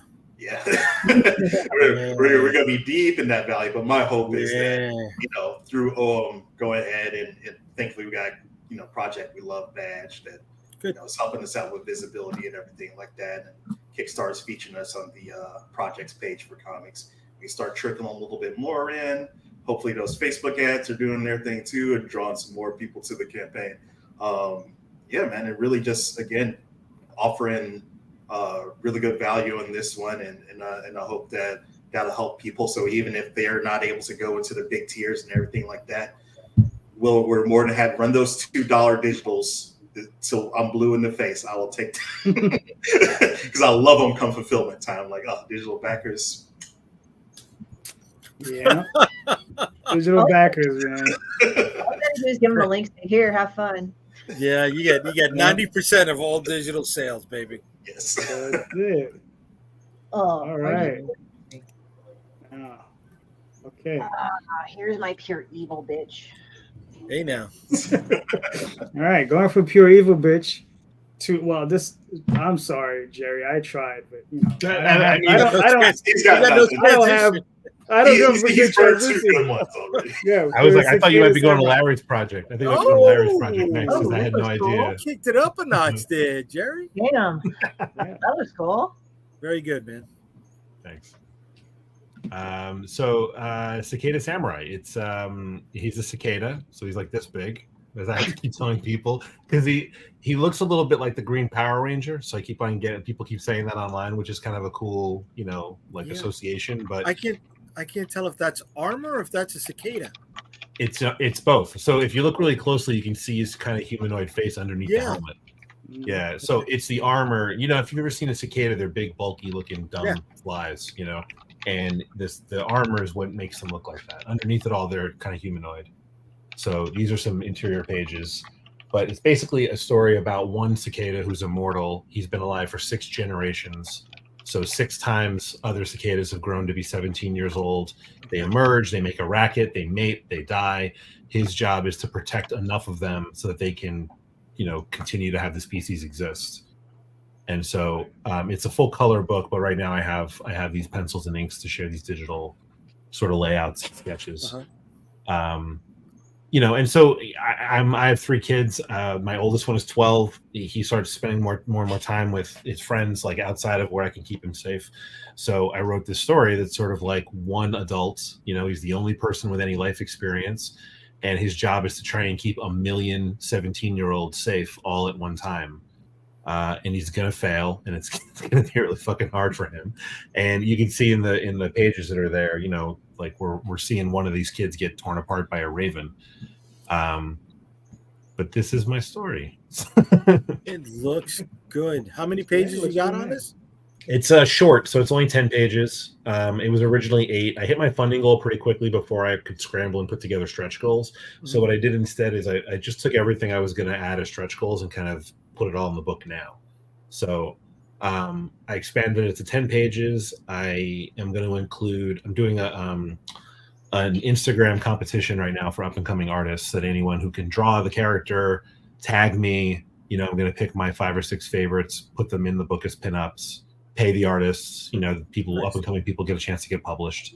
And I'm going to include like another 8 or 10 pages of just kind of behind the scenes stuff, the script, pencils, inks, things like that. But the original character design was Takashi Okazaki, who created Afro Samurai. Speaking of manga and anime, he was just kind of into it. I hit him up on Instagram and I got lucky. He just was like, cool, yeah, how about this? And he started pitching me story ideas. So I just got very lucky there. The other 2 covers, the one right above that is Walt Flanagan, who is one of the guys from Comic Book Men. He did when Kevin Smith wrote comics back in the day. He was his artist. He's the Tell Him Steve Dave podcast. He's just a great guy, and he did this like super bloody. He's very into like very violent and like Universal monsters and stuff. So he has a very different kind of older, violent man, grizzled samurai take on the character in that like pool of blood, which I love. Like Jimbo, basically. Yeah, exactly. It's super like gritty. And then most of all the interior art and the other two covers above that one are Mary Landro, who is also a Kickstarter, comic book creator. Very influenced, obviously, by anime. Yeah, man, that's my guy. And so he, cicadas like pop out every 17 years. They make a holy racket, but they're just like defenseless. And I started reading about them. When Europeans first got here, they thought they were locusts. They thought that they had these big red eyes because they were staring into the fires of hell. It's like a superstitious bunch of people. So that was kind of where I started. Like, I started to feel like, what if some of those things were real? And then I put my own, being a neurotic parent on top of it. And that's how I landed on what I'm on. So is your character immortal, like in cicada years, or so he's like this immortal guardian of cicadas where he has to deal with 17-year-old little assholes all the time? Yes. Oh. And it's very much his narration in the story is very much like a sarcastic parent kind of dealing with these assholes. Like one of the first things he says is, there are monsters in the world and you don't want to scare the shit out of your kids, but you do have to warn them. Not that it matters, because even when you do warn them, they don't fucking listen, And then you see two cicadas. This is what the story is about, is that it's a few weeks before the millions of them will emerge. And two of them decided it's not dangerous. I'm going to go up. I'm just going to go check it out. We're gonna go exploring. We're gonna go out at night when we're not supposed to. It's exactly what teenagers do. Right. And immediately one of them gets ripped in half by a raven. Like birds, foxes, all these animals eat thousands of these cicadas when they emerge. It's like a feast for all these animals. And so one of them immediately just gets torn apart. And he springs into action. It's the first time he's picked up his sword in 17 years, and he has to go up and try and save the other one. But so yeah, do they look kind of human, like sort of anthropomorphized, like how the cicada samurai is? Yeah, I mean they're basically like they're humanoid, but when he puts on all the armor, he looks like a cicada. Oh, okay. But I mean, like the other cicadas, are they the same way?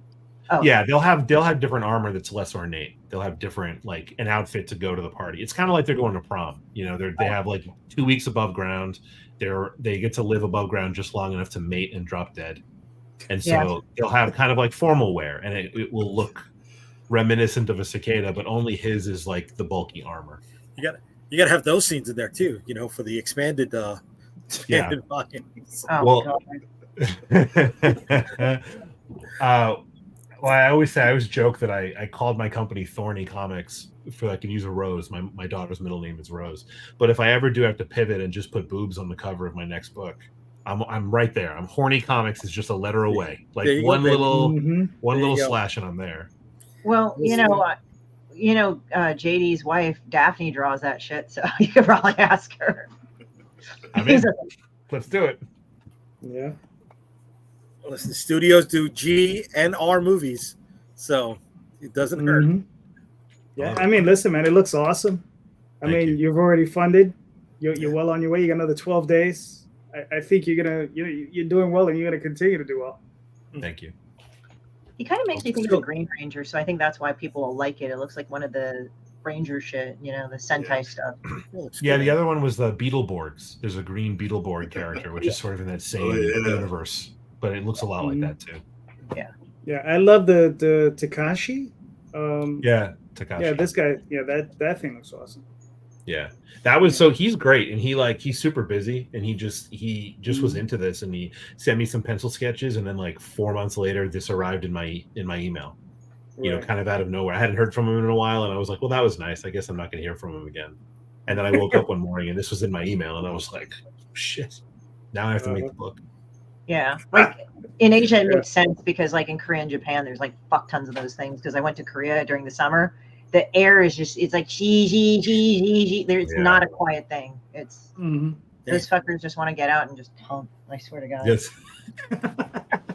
Can't say I blame them. No, I mean, wouldn't it be better if that's all any of us had to worry about?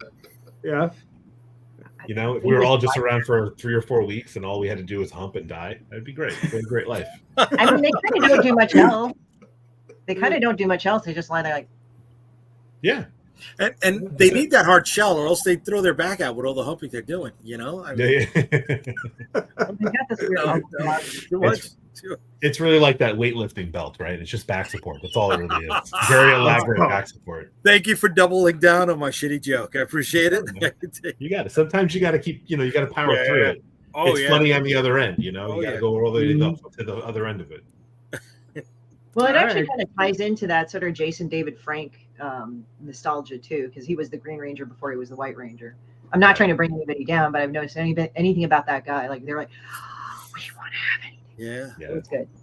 I remember doing the Puerto Rico Comic Con, and he was the guest of honor there.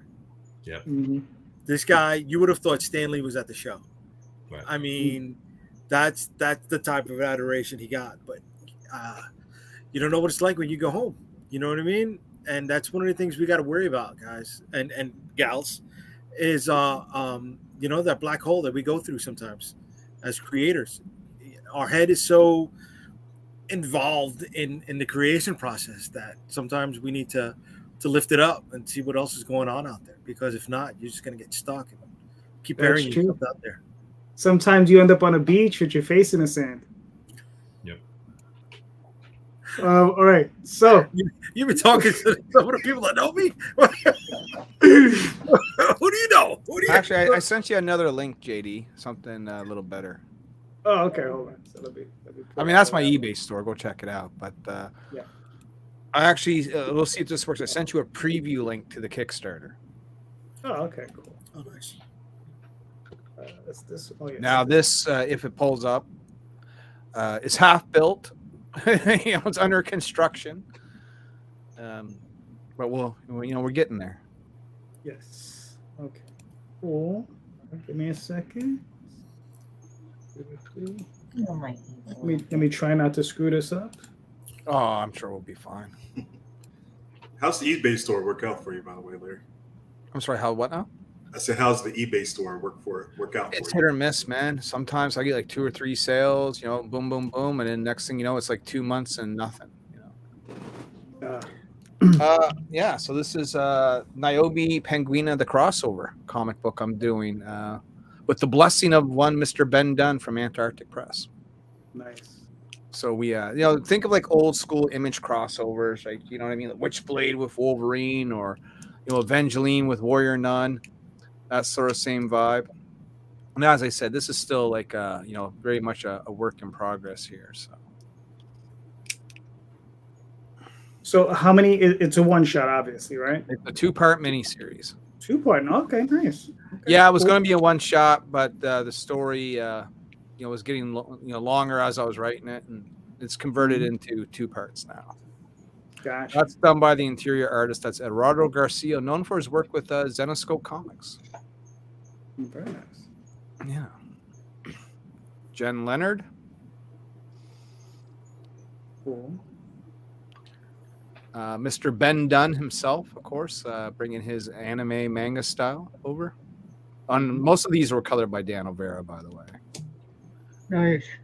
Narciso Souza, who's got that sort of J. Scott Campbell style rocking. Mm-hmm. You know what I mean?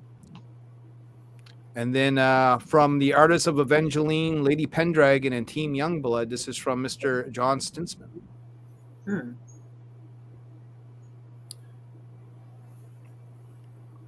Now, we actually got new pages in, so these are going to be replaced with better sort of action shots and stuff that we got going on. But this is what I was using at the time. But this is all the some of the interior artwork. Still, man, even under construction, you got more than a lot of people even put up on their finished canvas. True. Well, I just got to label it better, organize it better. I've been been around for 10 years, so we got lots of add-ons and combo packs that we're going to do and things of that nature. And they're not all listed there yet. That's just sort of part of the work in progress. Got to figure out all the pricing and how much of what do I actually got left, and At least it's better. Like, I made this comic, go buy it, and you're like, Is there anything Right. starters like that? It's just like, Well, listen, the add-on feature is the best thing that Kickstarter could ever done. Like, Yep. now like Yeah, 32% of our funds raised come from work that's already been done, bought, and paid for. It's fantastic. yeah, like they can buy your old shit. They're like, oh, I can buy this now, even though it's been at your store. You can just say, hey, you can get this, and then they go, oh, that's so shiny, and then they go for That's it. it, man. There's always someone new coming in that wants to start from the start. You make that available to them. That sort of stuff, right? I find that sometimes people go to my website and pick stuff straight up as opposed to utilizing the add-ons in the campaign. So it kind of costs me funding, but gets me the sales that I need, Mm-hmm. And then like our other IP, someone missed out, you can get Savage Sin 1 on this campaign, right? And that's done by the same team doing this book. So that's El Dorado there. And that's another John Stinsman piece right there. That's epic. Yeah. Nice. And then there's just some notes on the creative team and, shipping and yada, yada, and surveys and who we print with. But that's actually, by the time you see this again, that's going to be expanded quite a bit. There's going to be more stuff on there. We're going to have all our stretch goals listed. We don't have the stretch goals up on there yet, but there'll be a whole ton of, freebies to claim as this thing sort of rolls out. I'm looking at rolling this out hopefully sometime next week. Nice. So when I get my new shipment of books in for Outbreak 2, I'll be fulfilling that while I'm going to campaign this. Gotcha. Nice. And you're going to run this for what? Oh, okay, 25 days. Okay. Yeah, I took out a few days because I noticed that, and maybe it's a good question for you guys, maybe this show or a future show, but there's always that Kickstarter slump, like you're like a week or two in, and then like all of a sudden you're losing backers and no one's touching the campaign, and it's like a graveyard. And then as you get into the last week or last few days, everything starts to pick up again, right? So I figured, hey, let's take out a few days and see if that actually makes a difference in anything. No, I got you. I mean, I know Tom is at 21 days at the moment? Yeah, he's Tom's doing been doing 3 way week shorter. I didn't even know if I want to go that short. I'm like, I didn't even know if I want to go because I'm such a traditionalist about the 30-day campaign. But in my last campaign, I noticed running it that long, I think hurt us more in the long run than it did help us. Yeah, you can see that. I think in terms of overall percentage funding, my most successful Kickstarter was the shortest. We did 25 days and hit 200% funding within that day. Yeah, so before that we were having a lot of drop backers. It was going up and down, up and down, up and down. Yeah, plays with your emotions, right? Yeah, I was like, oh my god, I don't want to do this again. So I haven't seen 25 days be any hindrance. It only seems to help, and actually, it seems like Kickstarter likes promoting. Well, this would be my first time trying it. All my other campaigns were 30 days. Even our most successful one was 30 days. But we'll see what happens here.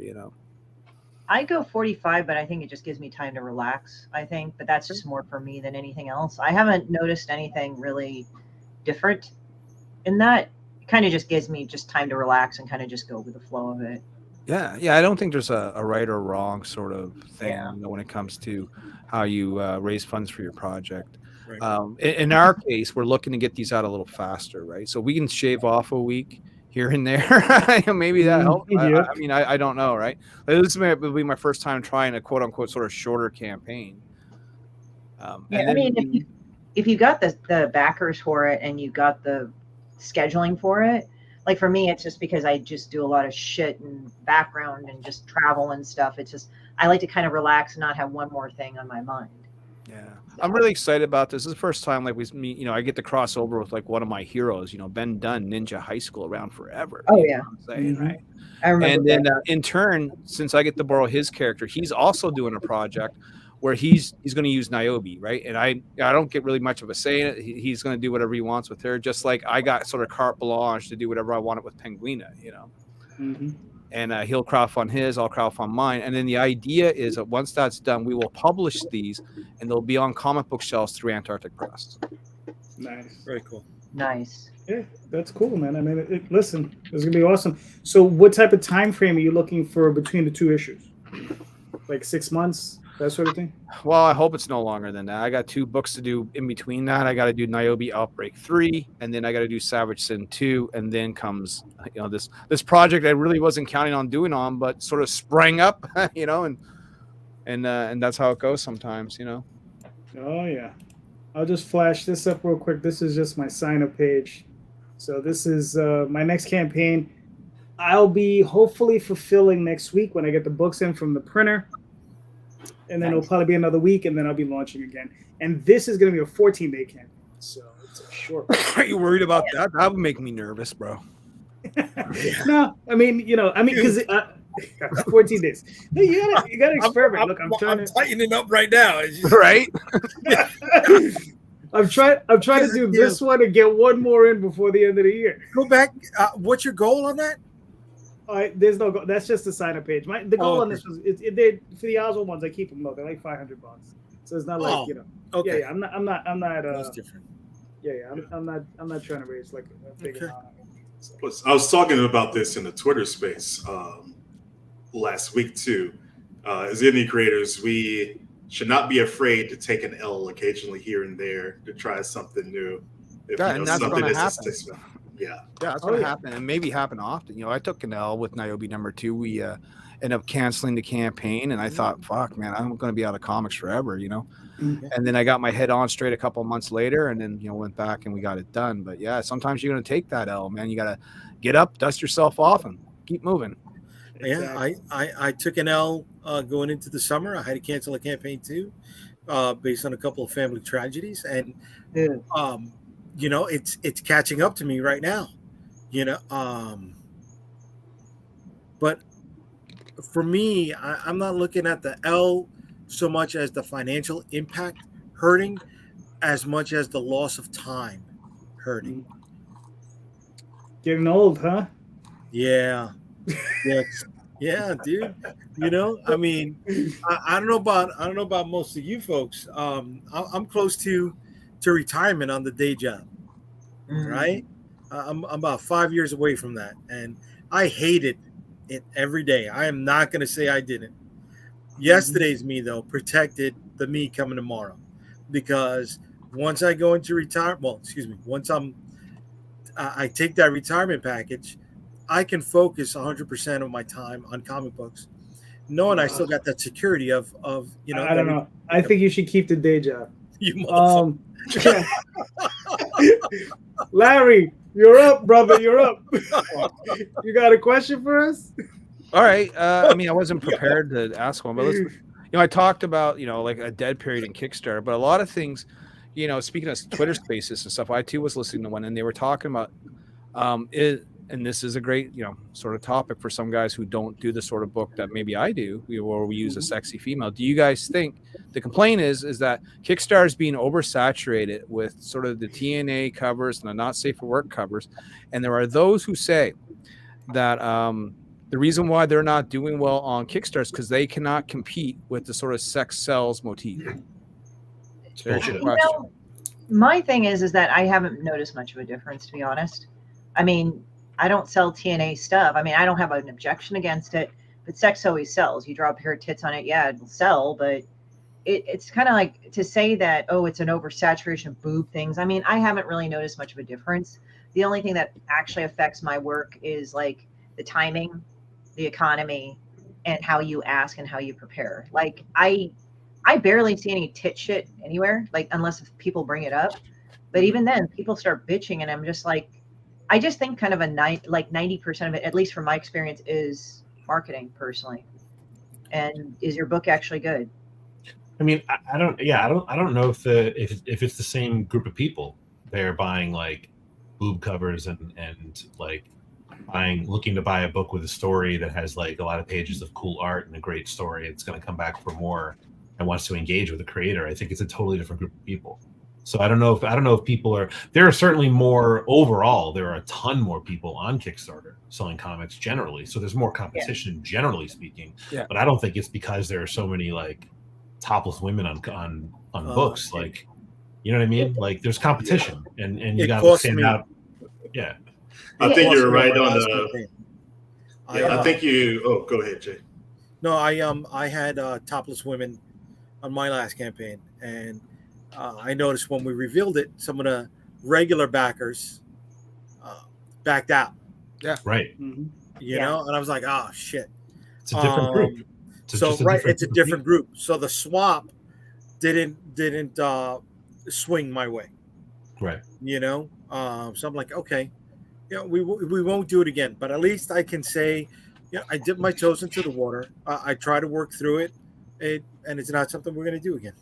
I will say I don't know. There aren't statistics out about this, so I don't know how to like really talk about it. But I could see a world where, you know, Kickstarter takes a small cut, right, of whatever you raise. If they think that, if their algorithm says, you know, the campaign that has the Sakari cover with the 15 variants of the different instruments that they're wearing, you know, on the cover, if they know that that's going to hit like $50,000 because of that cover, they might push that more because they're going to. It already does. 100% Exactly. does. So I could see that where like the Project We Love badge might be less. Do you know how helpful, much it is to commission you know? that guy? It is $5,000 a cover.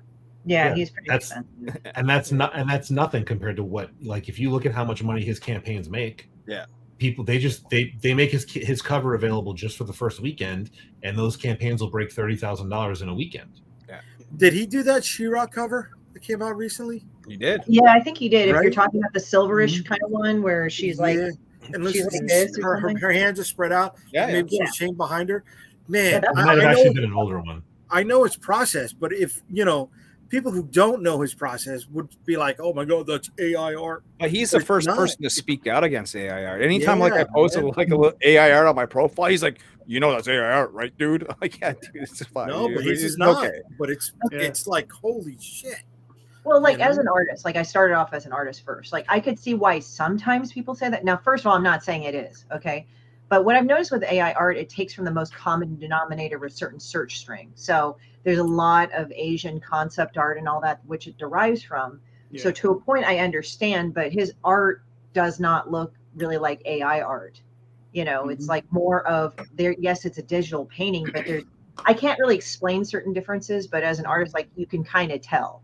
Okay. You can It's see not it. just- it's not just like I can easily explain it, but it's like there's a certain look to it, and also depending on the search parameters and string, like did they take from Chinese concept artists, Korean concept artists, Japanese, Indonesian, and what combination?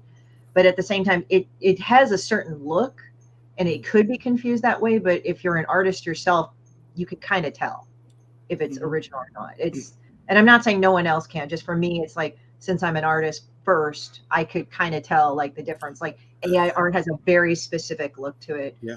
Than like Shikari's artwork. It's like I would say AI art is like over manufactured in my opinion.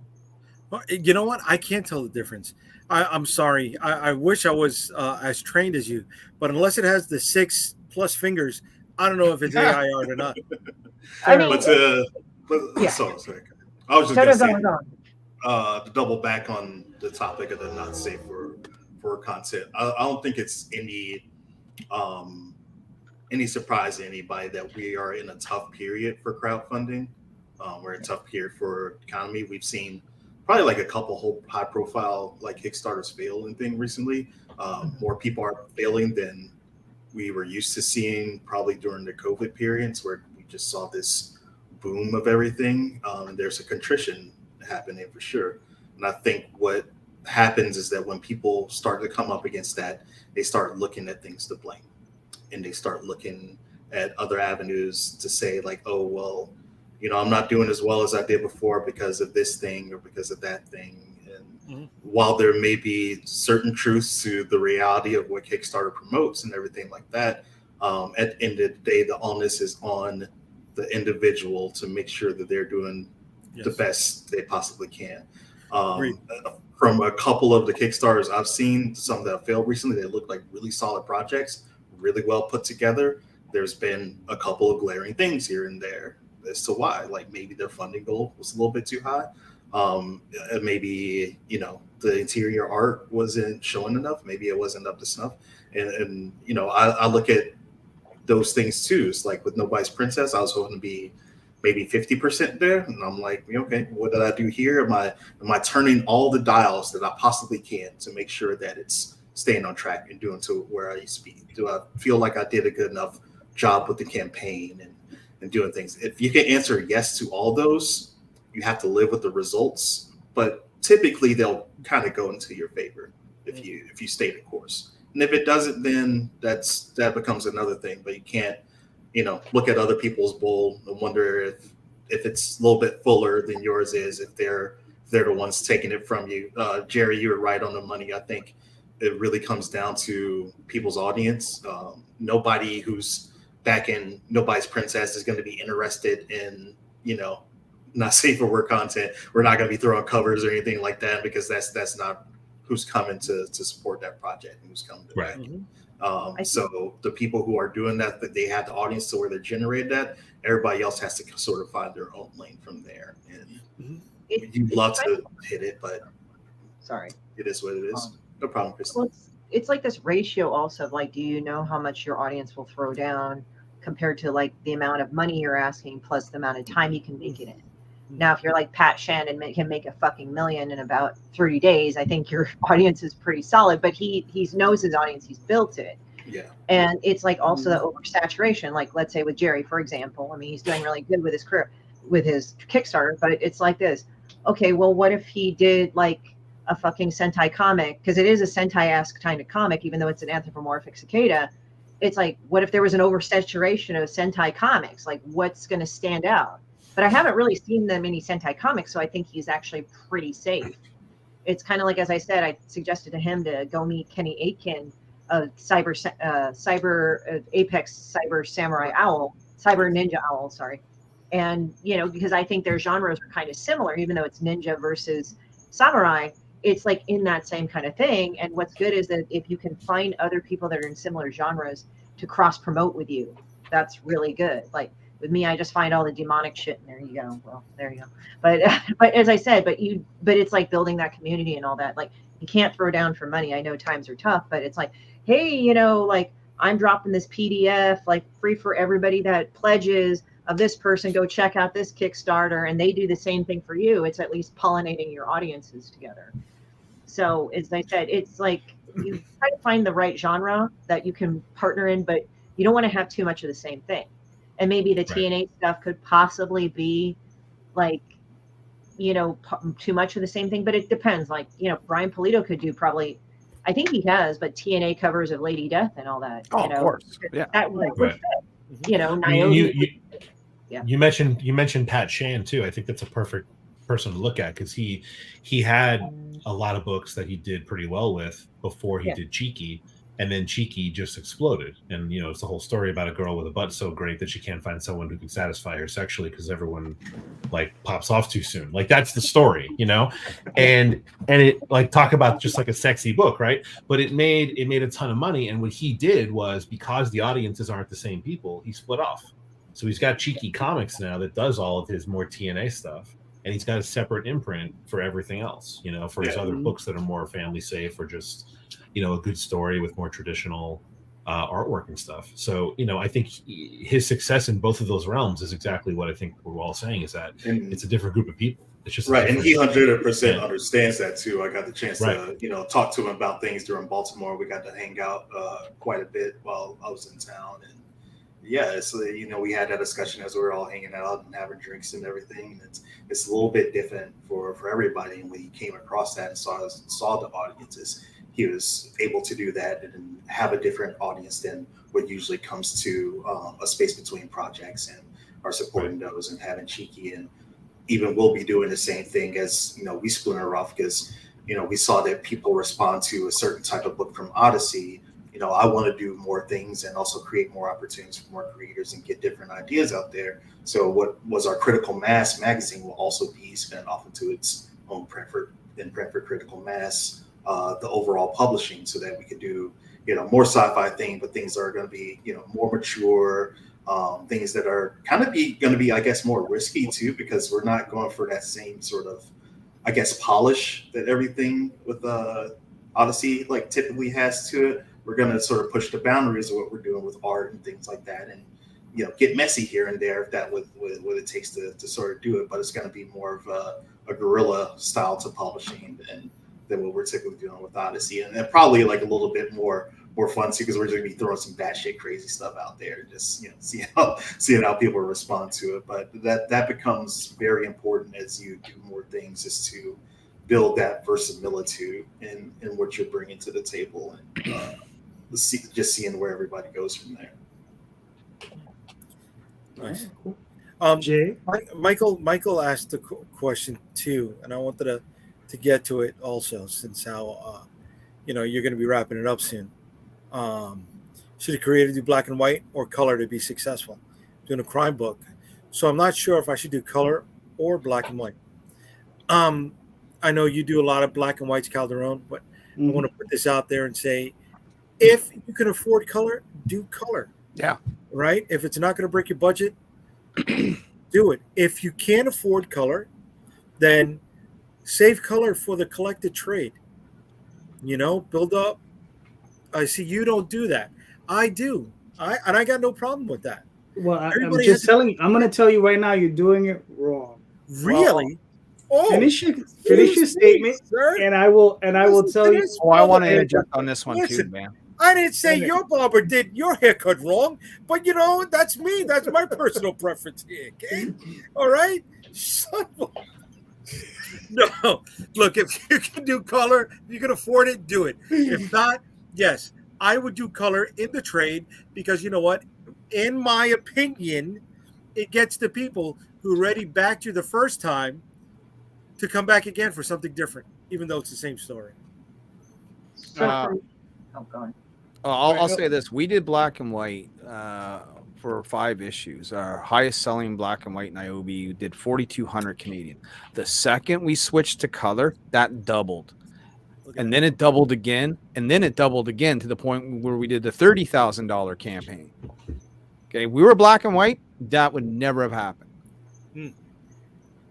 That's going to be my suggestion too. Is like, if you do black and white, fine, that's cool, but cut your goal in half, and then it's probably going to be more insane.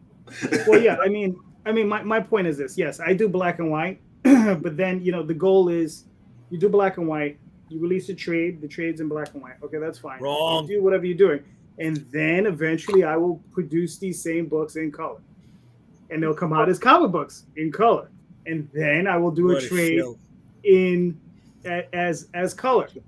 You understand? I mean, look, as like I've said this before, as independent publishers, we have to take as many bites out of that apple as we can, right? So I mean, we got to make it's expensive to do these books. We have to try to get that revenue back in there. You understand? And I mean, and it's constantly, look, I have like an investment of X, and I'm constantly recycling that investment, right? So I'm constantly trying to build on that and just keep moving it forward.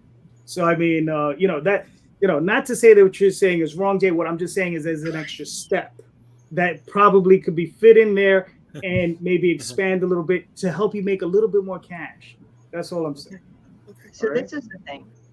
What I will take it from an artist perspective, and it's not totally impractical. First of all, what kind of crime story are you writing? Are you writing a noir one? Right. If you're writing noir, you can get away with black and white and keep it in gray tone. Now, if you want to do color, here's the thing. You could do partial color, like certain colors are highlighted. Like I've seen some comics like red or black or something. You don't have to color the whole page. Mm-hmm. So if that fits, go with it. There's a step to that, Christy. Go ahead. I'm sorry. No, it's fine. And if you want to go color, I would recommend you kind of color it like Batman. It's like Gotham and Gaslight. That was where Batman meets the Ripper. So there's 3 options, but you have to look at what kind of story you're writing. If you're writing noir, you can get away with just gray, black, and white. Mm-hmm. Yeah, I agree 110% with Christy on that. I mean, because if you're going to do it, because you can add atmosphere. I mean, Matt Wagner did it a bunch of times in Grendel, right? He says, you would see the issues, it would be in black and white, and then you would have spots of red. Oh, I keep forgetting. We got evidence right here. I keep forgetting. Our Ringo nominated book. It's black and white. Yeah. Then we have splashes of color. I don't know if I can find the example. Yeah. Then when the powers of the robot didn't activate, comes into Nice. these use it blue. So 100%. Now, did you do Michael, that? you Was can do that- it. Was that print on demand or was that offset printing? That one we have it print on demand. All right, so you paid. Can I ask? You don't have to answer this if you don't feel comfortable with it. But when you did those touches of single colors in the pages, did you end up paying full price for the print on demand for the whole book or just the pages? How did they charge you? It was from a printer that I have a relationship with, so I didn't really get like the Okay. standard rate on it to begin with. And we did about 200 of those, I want to say. Okay. So I think they basically just gave us like the black and white rate, and then we got like a little bit of like our buddy. All right, so discount on top of that. they gave you all right. Oh, so you got a discount on top of the black and white rate. Yep. Okay, because with offset printing, right? That's where you do that single color because they're charging you on they're making plates, Mhm. right? So you got the CMYK. So you get your black plate and you got your magenta plate. All right. If it is print on demand, you're still paying full color prices, right? Unless you got a relationship with them where they'll charge you black and white and a touch for those pages of color, you know? And that's something that a lot of new creators don't understand and sometimes end up getting stung with on the budget because they don't know how to account for that properly. Yeah, one of the other things, you can find specialty printers that have printers that print two colors. Mhm. It'll print black and one other color. It could be red. Sometimes it'll be, sometimes it'll print two. You have with 3 color presses, so you can mix red and blue, and you can come up with different sepia tones and all kinds of stuff. If you're really artsy and you know what you're doing with colors and color seps, I've seen some people come up with some really, really interesting looking books. I've seen them back in the day. I haven't seen them any recently. Pro tip too on all this: if you do the black and white for the interiors, you fucking better bring it on the cover. That cover Yes. better fucking rock. You can't slide with so color covers on a black and white project. It has to, I guess, like make up for the lack of color on the inside. So really go for something cool. And if you do that idea of just like sort of like one color in the black and white, I got to tell you, when you go to print, they're going to charge you for full color. Yes, that's what I said. Yeah. Yeah, I didn't hear that. I'm sorry, bro. That's what we're gonna do. Unless, of course, like I said, you can find a printer that, if you're doing offset, you can find a printer with a 2-color press, and then you can just have them insert those things into that other press. That's like complicated, inside baseball stuff if you really get into printing. But you know what? I wanted to answer Larry's question because the thing is like my last campaign, Magi's Grace, I had like nudes, I had all kinds of stuff. That campaign drove me absolutely nuts. I screwed it up in every way imaginable, I feel, but made it to goal. And, we're going to continue because I'm hard-headed. But the thing is I think it does help, right? When you do that sort of thing. But what I did was I separated the 2 companies. So I have Dreamweaver Press, which is what Oswald and Tall Tales is for. And then I have a new company called Angel Wing Productions. And Angel Wing, that's where I'm putting out Magi's Grace. I'll eventually put out something called Dreamweavers. I'll eventually put out something called Girls of Terrence. And those are going to be the more adult style books. And I think if you're going to do that, the way you guys were talking about, damn it, I forgot his name.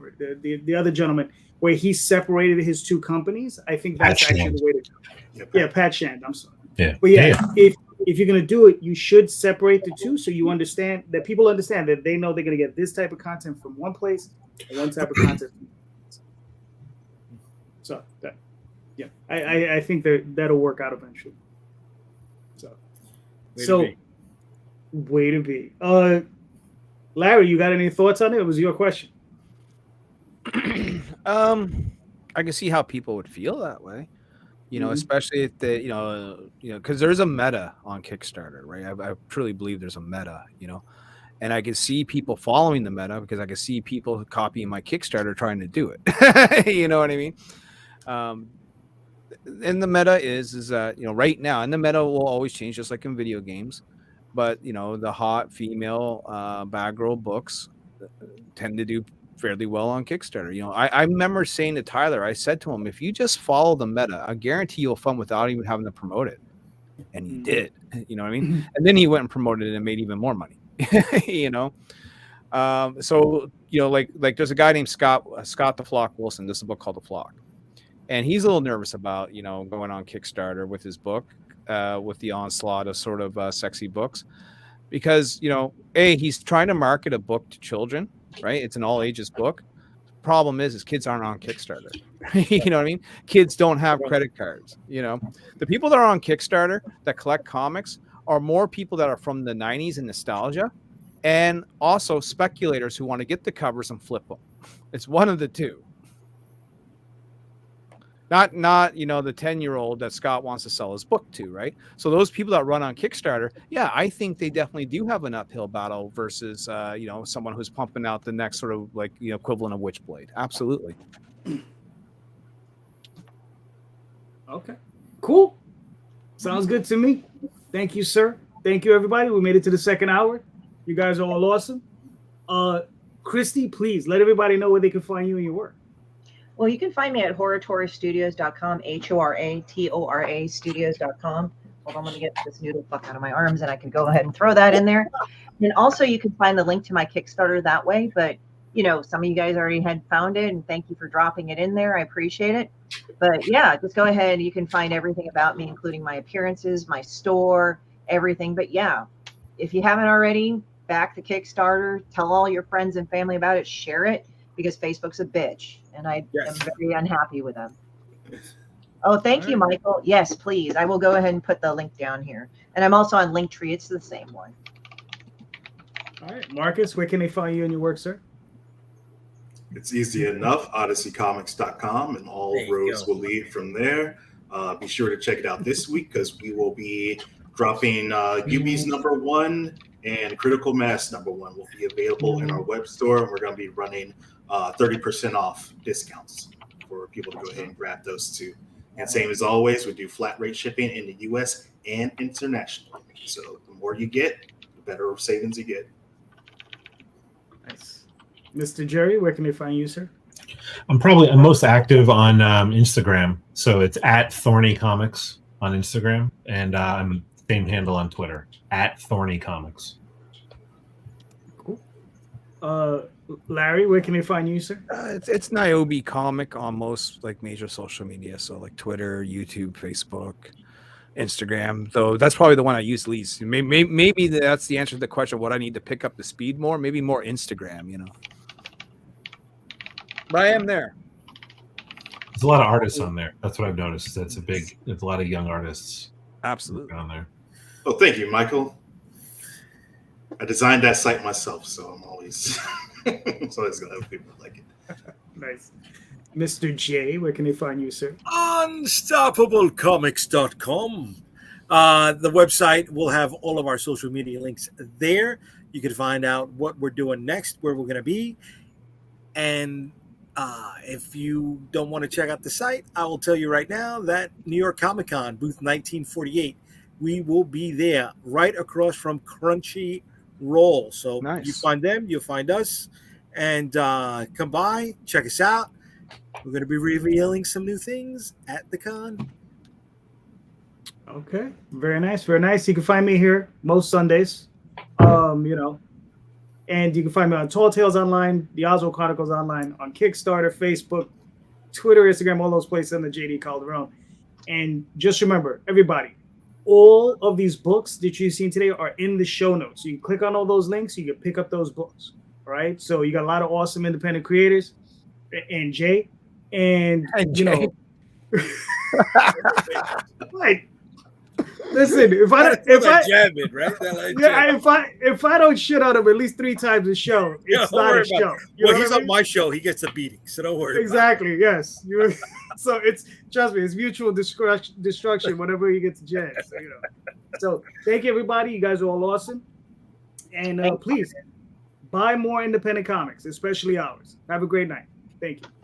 Bye. Peace. Bye-bye.